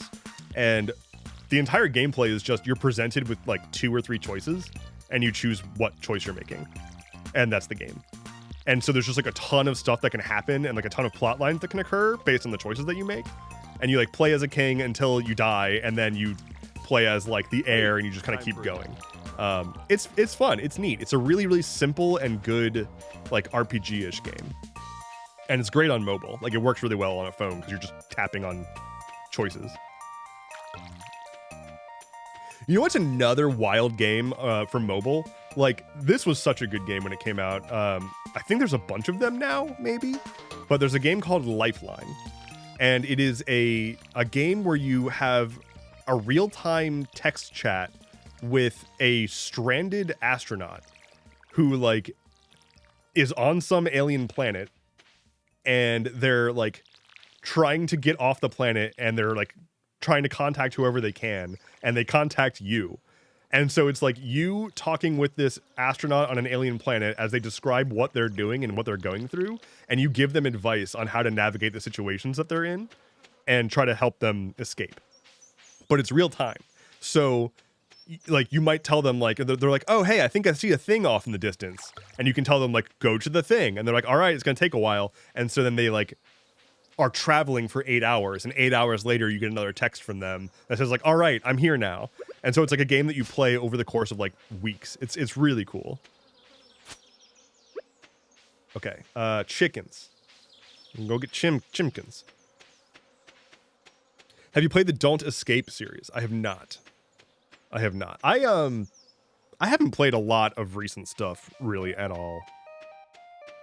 Between having spent several years basically playing nothing but Destiny, and then now constantly working on stuff, I just haven't played a lot of recent things. Animals. Give me chickens. Go here. Chicken's gonna be named...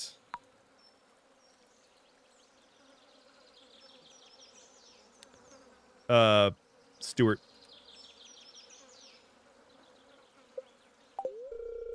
Thank you, Stuart. Thank you for your service. More chickens. It's gonna be named...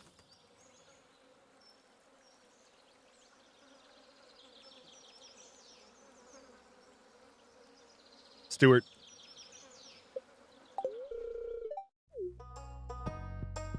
Okay. Yakabello. I love the randomized names in Stardew. They're really good. The randomized names in Stardew are very, very good. Don't Escape is not new, and the games are pretty short. I will have to look. What I really need to do is play fucking Claire Obscure. Like, that game was so good, and I played like 2 hours of it. And then I just got distracted and keep forgetting. All right, hug my new chickens. Got Stuart and Stuart. Age 1 month baby. 1 month baby. Stuart seems curious, but a little cautious. She's getting used to the new home. What about Chimkin? Looks really happy today. Oh, here's baby chickens. Okay. Steven and Steven. Alex and Alex. Chris and Chris. Kitty.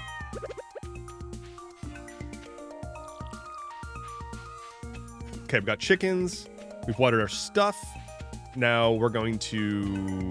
So I should make a mayo. Do I have them? Can I make the mayo thing? I can. Wood, stone, earth crystal, and copper bar. I need to make more stuff in general. Wood, stone? Stone. Do I not have an earth crystal? Oh no, I do. It's literally in my inventory. Okay. Mayo machine. Let's make charcoal kiln. Preserves jar. Okay, but I need coal for that. Do I have no more coal? I have coal. Okay, preserves jar. Yes. Okay. Tap. Yeah, we'll get some taps. That's good. That's good. That's good. Let's get some paths. Let's start making some paths. We like paths. We'll make it cute. It'll be good. Okay, so first things first, let's tap some trees. Get ourselves some syrup.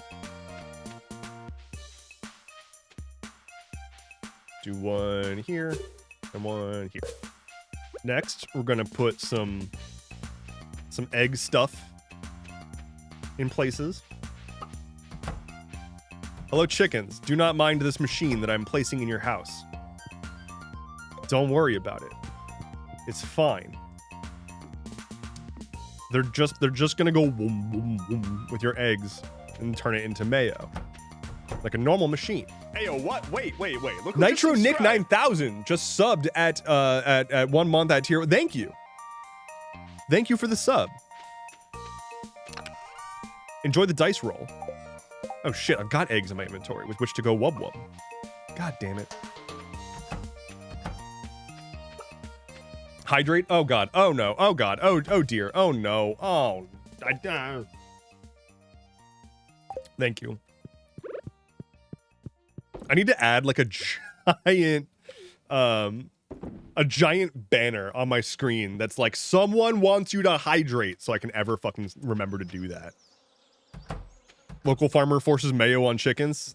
I've been found out. Oh god, I'm going to so much jail. I'm gonna go to so fucking much jail because of this. Oh god, the animal cruelty. Gotta put a sweet pea, grape. Okay, these go in the thing. Need that there.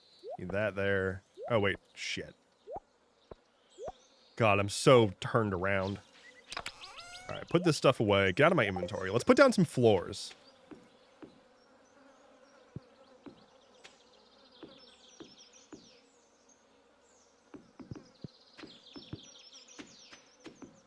This was not effective. This is oh well. It is what it is. You know, I'm not an interior designer or exterior designer. You know, whatever. Shut up. Okay? It's a good floorboard. All right? It's a good one. And we did great. I think this is really good. I think this is great. And I'm not going to read what chat is saying about it because they're liars. They're liars full of lies. And they wouldn't know good floors if they were made out of floors. So, look it. Boom. Look at this path. Okay, I didn't have enough to finish my path. Hold on.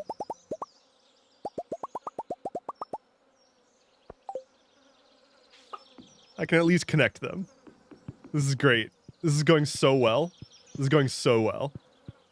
I hate this. I hate this so much. It looks terrible. It's so bad. Oh my god. Get up. Oh no. Okay. Well, let's go to the mines. Let's go drop off some of this stuff at the place and then go to the mines.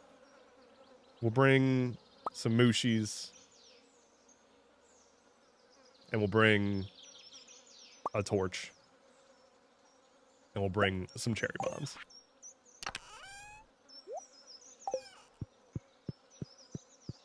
It's a nice floor, you might say. It's a great floor. Bring bombs? I did bring bombs.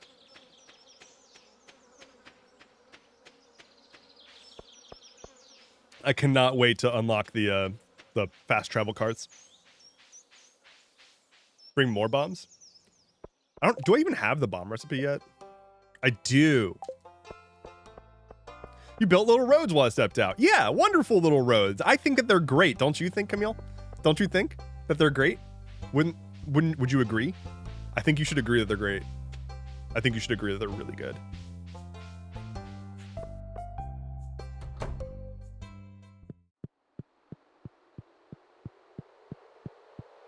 All right, where's all this stuff going? I think some of it goes here. Haha. Shit, I need 10 bat wings. And a battery.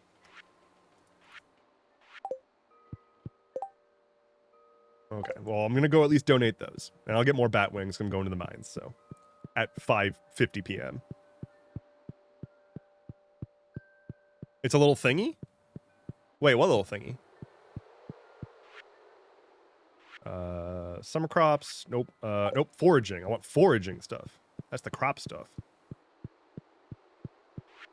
Favorite hack. Make a chest dedicated to everyone's favorite gifts, then impress the hell out of everyone each Friday at the bar. That's a good idea. That's a good idea. I should really have my shit more organized at all. In fact, That's a good idea. Wait, I should put a chest at the entrance of the mines that just has, like, healing food and bombs. So that I don't have to, I can just go to the mines and all my supplies that I need are there. This is a good idea. I don't think it would get destroyed. I know that if you put certain objects in places that a NPC walks past, they will destroy it. But I don't think that anybody comes in here. You can build chests in the mines? I assume so. Like, you can place objects basically anywhere. So, like, in theory, I mean, I don't have the supplies for it, but in theory, I could, like, place it anywhere in here, right?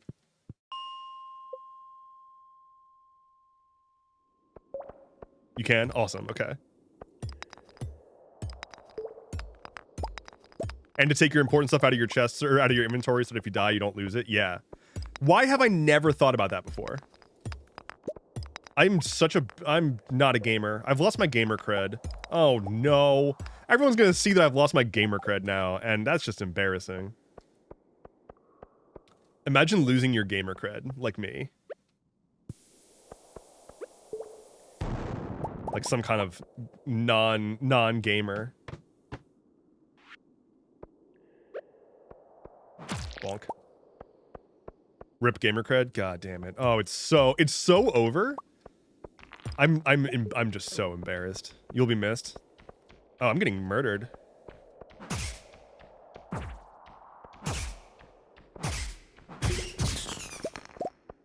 Ooh, got me a dwarf scroll 1. Ever closer to being able to talk to my dwarfy friend.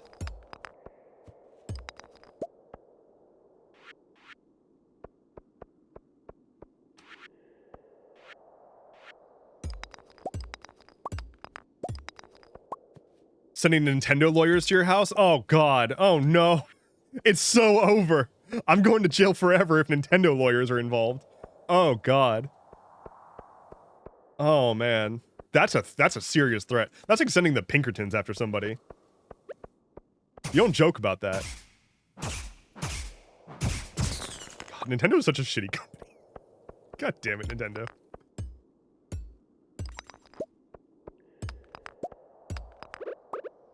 Eat some grapes.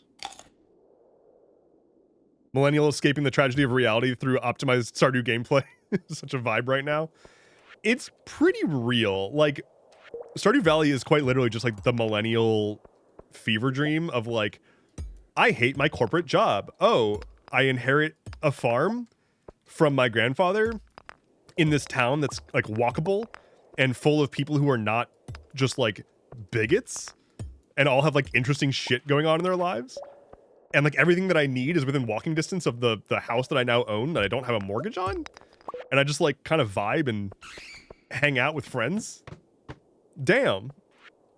What a concept. Can you not? Can you not? Oh, why?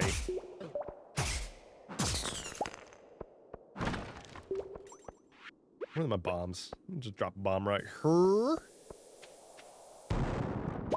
And her. Bruh.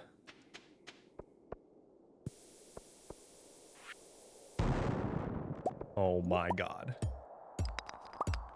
Where's the way down? This is brutal. This is brutal and rude. It's brutal. Guess I'm getting stuff. Might actually be inheriting a full-on farm. That rules. Hell yeah. Can you make sure to give your grandfather a better bed than the one in this one? Hopefully your grandfather has a better deathbed than the grandpa here. Have you bombed the Joja Mart yet? Wait, you can do that? You can bomb Joja Mart?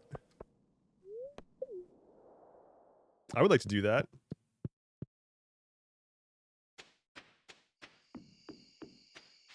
I've never felt more successful in my life than when I play Stardew. Are you telling me I can put in an honest day's work and sell the fruits of my labor and receive equitable income that I can then turn around and spend on improving the community and like forging friendships? Incredible.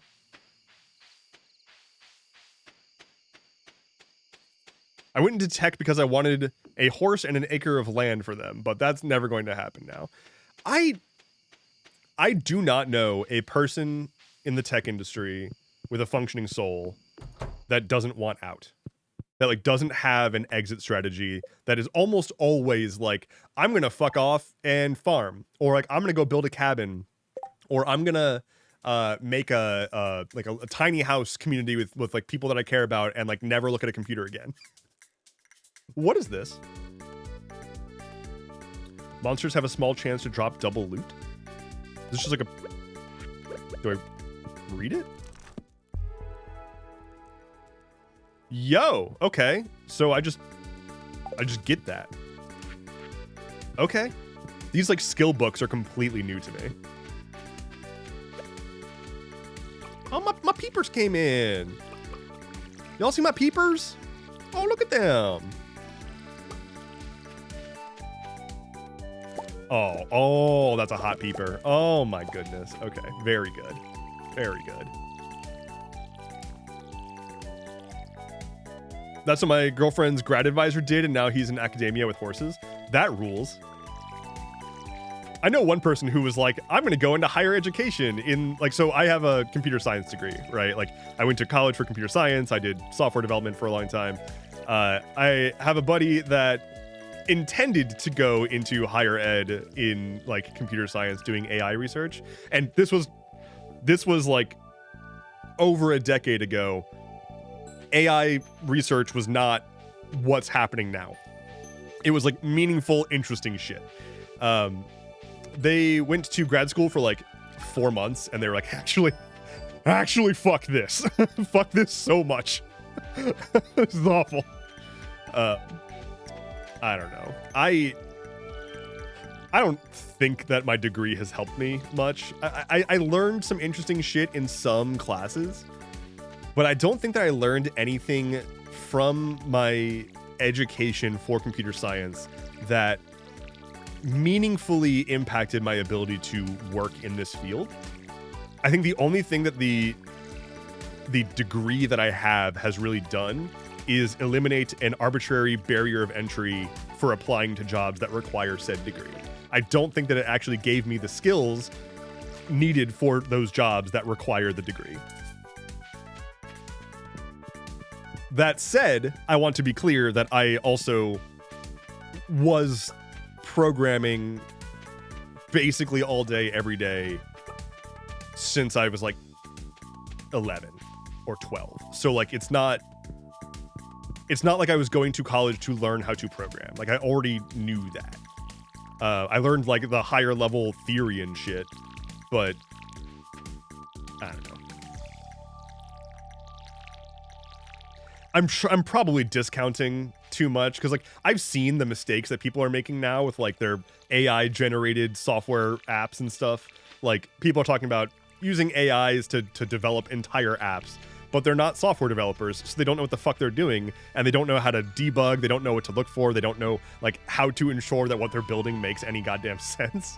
And it's like, okay, it's clear that like I've learned something that is valuable in that sense, that like I could tell if something that I was been handed, if I was handed a bunch of code and told like this is a product, I could be like, no, this is a mess. But I'm just glad that I don't work in tech anymore. Let's go fishing. Let's not go fishing. Let's go take care of the chickens. I currently live a block from a fire station and would like to not live in the city. Like you're tired of hearing the fire trucks.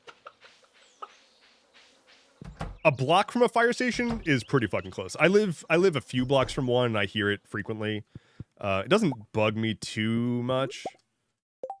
I used to get bugged by the sound of a train that goes through my town because they like blow the horn just fucking constantly.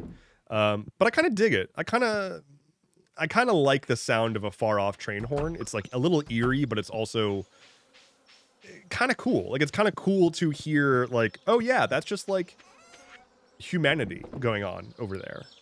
Like the world is turning currently. Gotta donate that.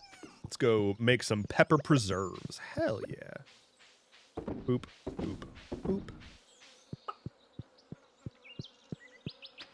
Do this. I'm gonna hold on to the gold star hot peppers for now, just in case. And we are going to donate that, open that. Do I have any more bat wings? Like any more? I don't. Okay. Well, so be it. Open those. Anything else to donate? Wait, I just had a thing I needed to donate. I think I deposited it? No, donate that, open that. Okay. I think that's it. I do need to deposit a pepper, I think. Bring that back. Yes. Go see if Batman has spare wings left. Batman doesn't have wings. Right? Batman has like a floaty cape, but it's not really wings. Wait. What? Firedrop says, as a gasp, female in tech, my degrees were the only thing that got me my contingency. Tech in red states is so back-asswards. I mean, yeah, no, it's really bad. Like the degree, the fact that you need a degree to be considered for a software job in modern day is very silly. Like the best developers that I've met are self-taught.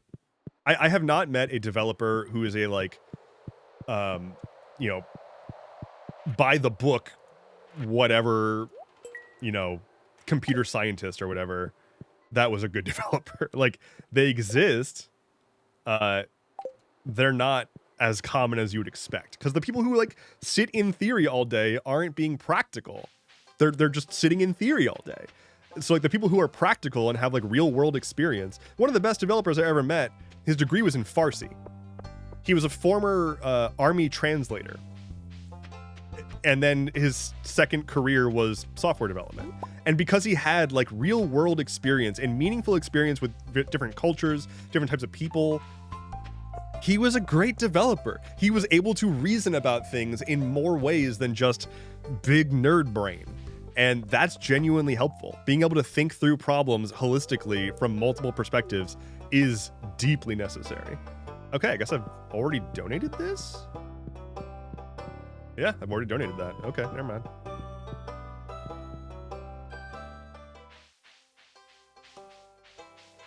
Ah. Education is about to get seriously jacked up as a society due to AI. In theory, K through 12 is intended to teach you necessary information and skills to prepare you for what the job market in the next 10 to 15 years is. With the rollout of AI, we have no way of knowing what to prepare kids for anymore. And many college degrees, if they were teaching practical skills to begin with, will now suffer from the same dynamic. It's interesting. I think... So for one, I don't think that AI is going away anytime soon. I don't think that's going away entirely. There's been a shift in the winds. If for folks who have seen this, there's like a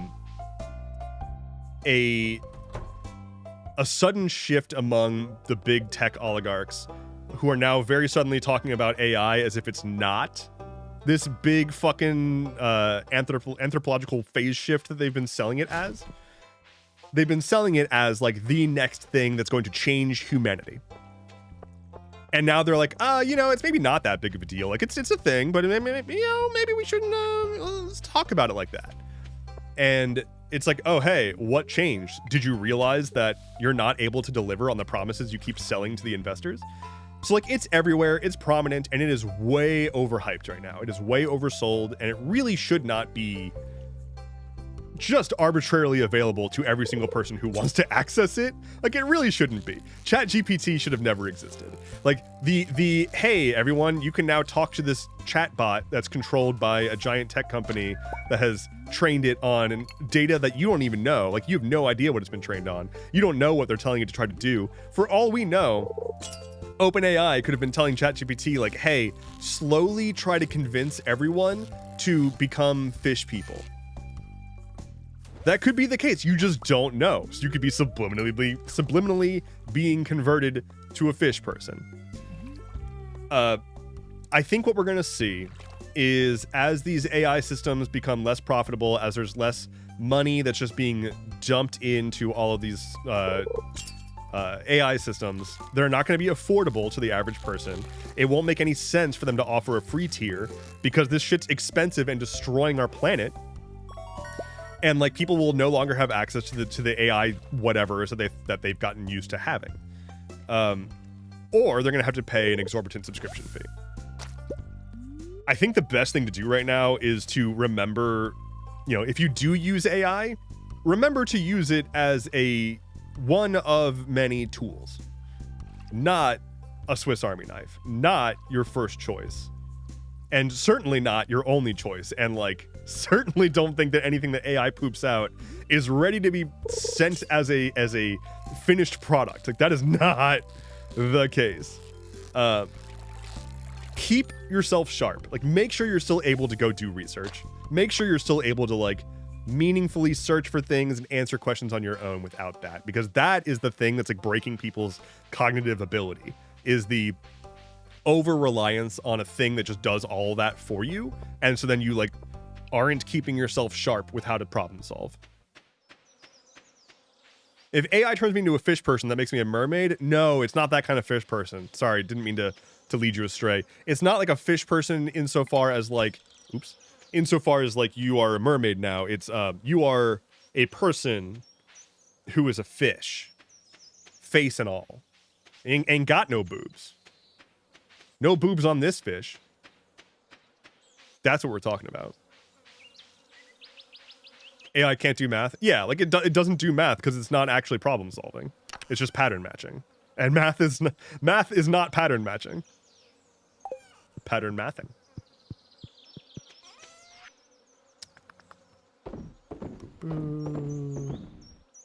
No, not the copper ore. The problem is that we'll be teaching kids to do that rather than using AI to speedrun their homework.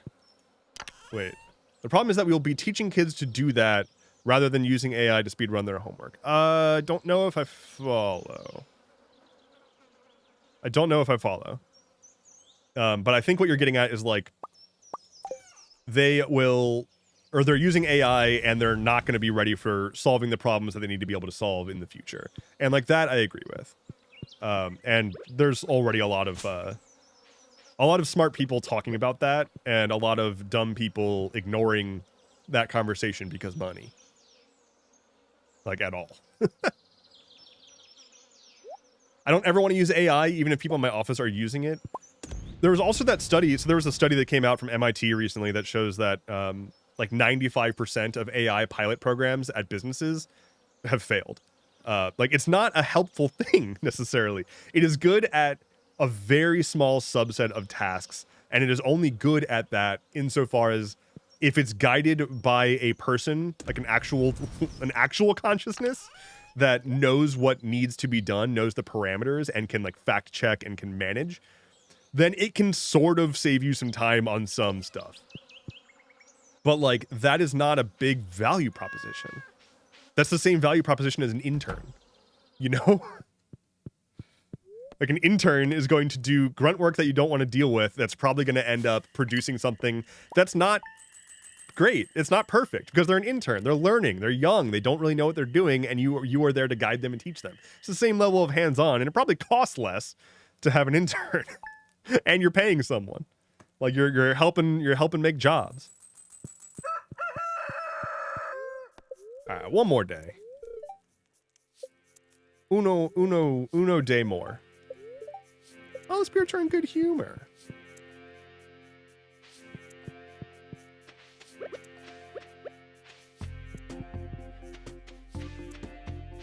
The amount of water that it needs to cool. The water stuff is so not understood by people who keep talking about the water stuff. You're not wrong. Like, AI uses a shitload of water, and it's fucking up communities, and it's polluting stuff. Like, they are destroying communities by way of building unsustainable amounts of poorly optimized data centers to run poorly optimized code using poorly optimized energy systems and cooling those systems with a shitload of water that should be going to the local community, but is instead being diverted to these things. AI is not causing water to disappear from the planet. That's not how water works. Like, evaporated water rains.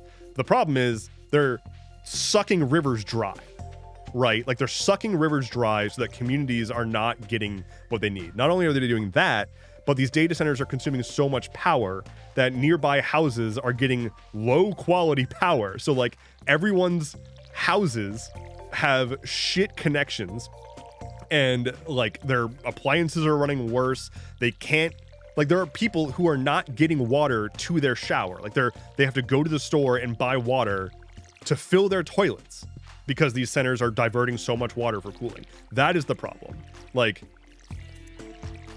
that is a problem. That is the problem. That is a problem. Absolutely, 100%. What's not happening is that, like, they're taking water and like removing it from the water cycle.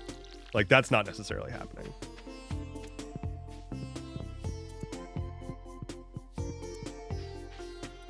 Evaporation is just rain. Evaporation is the opposite of rain. Evaporation is water go up. Rain is precipitation. Do you think the Manhattan-sized data center that Zuckerberg wants to build will actually happen? I think he'll start it. But I think what's going on right now is the bubble is breaking faster than they're able to maintain it. I would hope not. And I think there's going to be a lot of legal trouble and a lot of challenges therein. But so much money has been allocated to those projects from like the US government that they're going to try to make something happen. But multiple Manhattan-sized data centers is insane. And like these tech guys are just so out of touch and so out of control. They haven't been challenged on anything in so long. They have so much money and all of their stuff. They just say whatever and it gets greenlit. Look at the fucking metaverse. Look at Zuckerberg and the metaverse literally renaming his company to Meta and going so long on that and then completely stopping because that didn't go anywhere. And like, the amount of money that was spent on that is out of this world. Now remember that like, they've just spent billions hiring AI talent and talking about building tons and tons and tons of data centers. And then now they're like, you know, AI might not be the solution to all of our problems ever, actually. All right, now we're gonna go fishing because I want to go fishing. So like, hey, it's time for a drink. I hope what we see, obviously, I hope what we see is a complete reversal of where we're at right now. A government comes into power that is actually willing to take on the tech industry and not just be like, oh, well, you know, if we regulate the tech industry at all, then the country folds. Like, we can't be like that. We can't be sitting here saying that Mark Zuckerberg, Elon Musk, and Tim Cook are the arbiters of our future because they make tech products.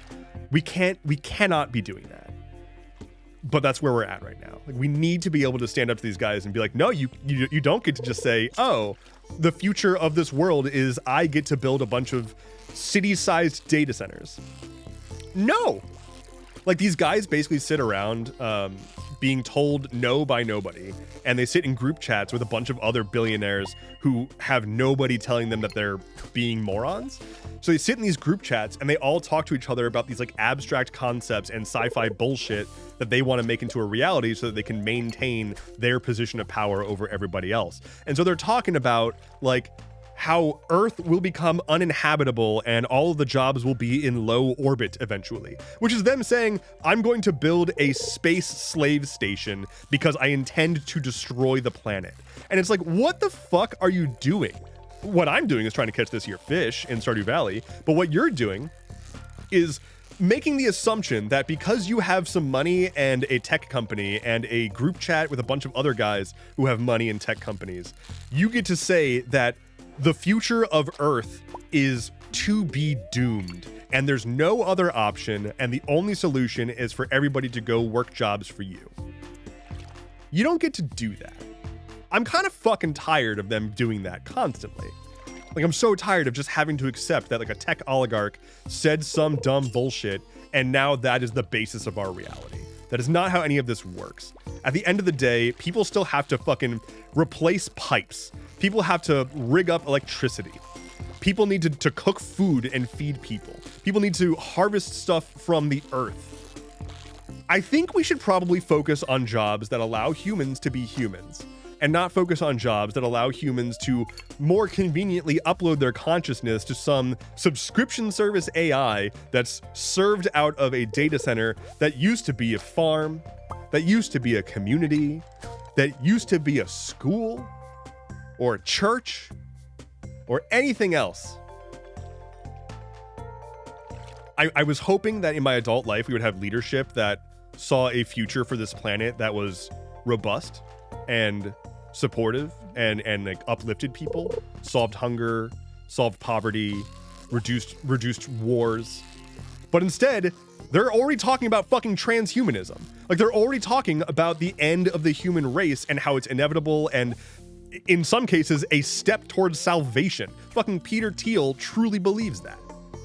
Like, there are tech oligarchs who believe that the human condition is a problem to be solved and not something to be celebrated and embraced. But they're so busted in their heads of trying to optimize all day long. They want to optimize everything out of existence. They want to optimize the human life, the human experience out of existence because it's messy. Because they couldn't figure out how to have emotions, because they never looked inwards and thought, like, why is everybody weird about me? Like, why does everybody call me weird? Is it because I'm weird? No, it must be because they all are wrong, and I should upload all their consciousnesses into a network that I can control so I can better make them like me. Like, that's where we're at. It's a bunch of rich dudes who are getting older and realizing they're going to die soon, trying to figure out how to change the world in such a way that they don't die. And that's not going to work. And so they'd rather just burn the entire world down with them. So I'm playing some Stardew Valley, you know? Like, that's what I'm doing. Everything's fine. What are we talking about? I'm just fishing. Jeff Nepo Baby says you should work for him until you die and maybe after. Yeah, they're going to soon enough start like investigating paranormal stuff. And they're going to be like, yeah, so we're really looking into how we can make it so that posthumous employment is a thing. We want people, you know, when they're dead and gone, but their spirits are still bound to this world due to unfinished business. That unfinished business is actually picking packages off of the shelves in an Amazon distribution center. That's the unfinished business that the ghosts have. So, you know, we're really looking into that so that we can better optimize all that. I think it's gonna be really good for the shareholders. Ooh, I've got new ideas to sleep on. I got a skeletal tail. So anyway, that's my thoughts on that. How's everybody doing? I didn't mean to be a doomer there or get really dark. I do think that we are like a few dead oligarchs away from pretty significant shifts, though. Like, I don't think, like, I think that we're in a really bad way right now. Like, I think there's a really obviously bad thing going on with having a government that's willing to just fucking, I'm not dealing with this fish. A government that is willing to invade its own capital and then boldface just lie to people about crime statistics and then say that, like, if you are upset about them occupying a city with military force and military equipment, then you must be a criminal and or not a person who cares about safety. So that's the government we have right now. But it's like a dozen people. Like, that's not a lot of people. And I know that that's just kind of how things work.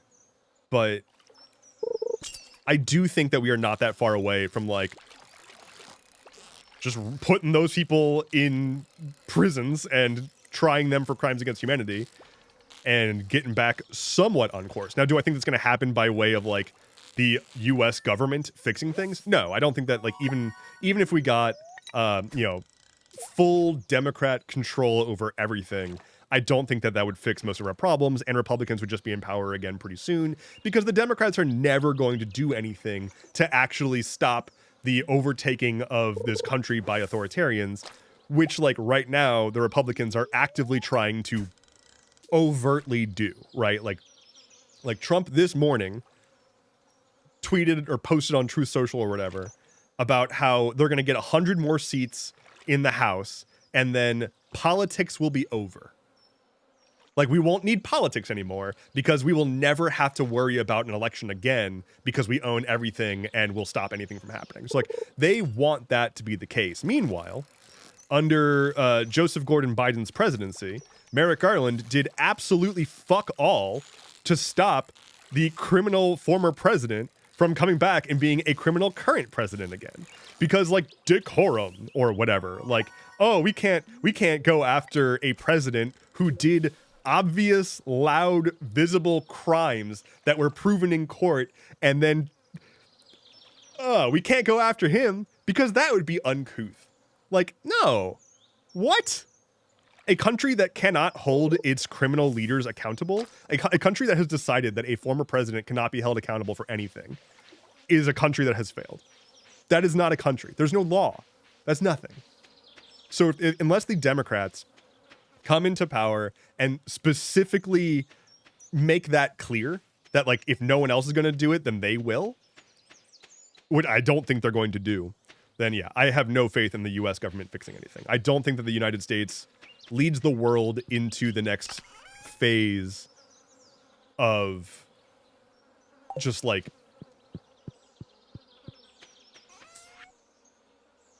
what's the word I'm looking for?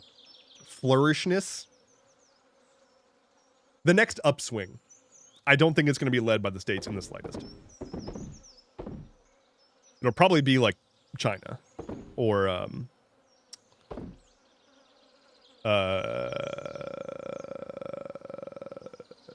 maybe Japan. No, not Japan.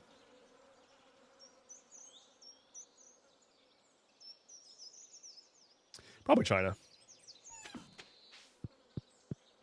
Like, China will pull some, like, wild industrial thing that just, like, completely shakes up supply chains and, like, inverts the flow of, like, information or intellectual property between the US and China and shit right now.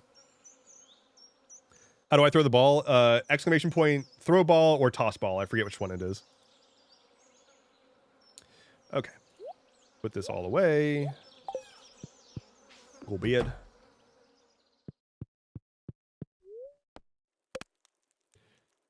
Yeehaw. I just talked a lot.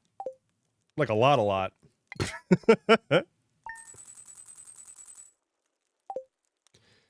I think it is time for me to close up shop here.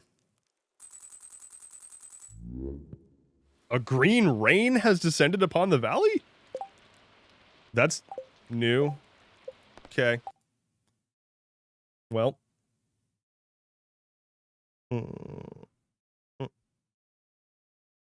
Anyway. Okay. Well, I just, like, talked way more than I thought I was going to, so I'm gonna go arrest the old voice box and eat something and pee the dog, etc. Thank you all so much for hanging out with me today. As always, I stream on Tuesdays and Thursdays starting at 11 a.m. US East. Follow me on here. Follow me on YouTube. You can support me. You can head to isupport.dev. I will do the hydrate. I'm so sorry. You can head to isupport.dev, and that will get you links to Dusty. I see it. I want to remind you that I have asked for people to not spam the same thing over and over again. Please stop. So if you want to support me, you can head to Patreon or Ko-Fi or YouTube memberships, all that different stuff. You can, if you support me on any of those, I now have an open sign-up form for playtests for Proscenium run by me. So you can check all that out. And I think that's it. I'm gonna head out. I'm gonna pee the dog. I'm gonna go get some lunch. Take care. Be well. Goodbye forever until Tuesday. Well, goodbye forever until I see you again. Okay, bye.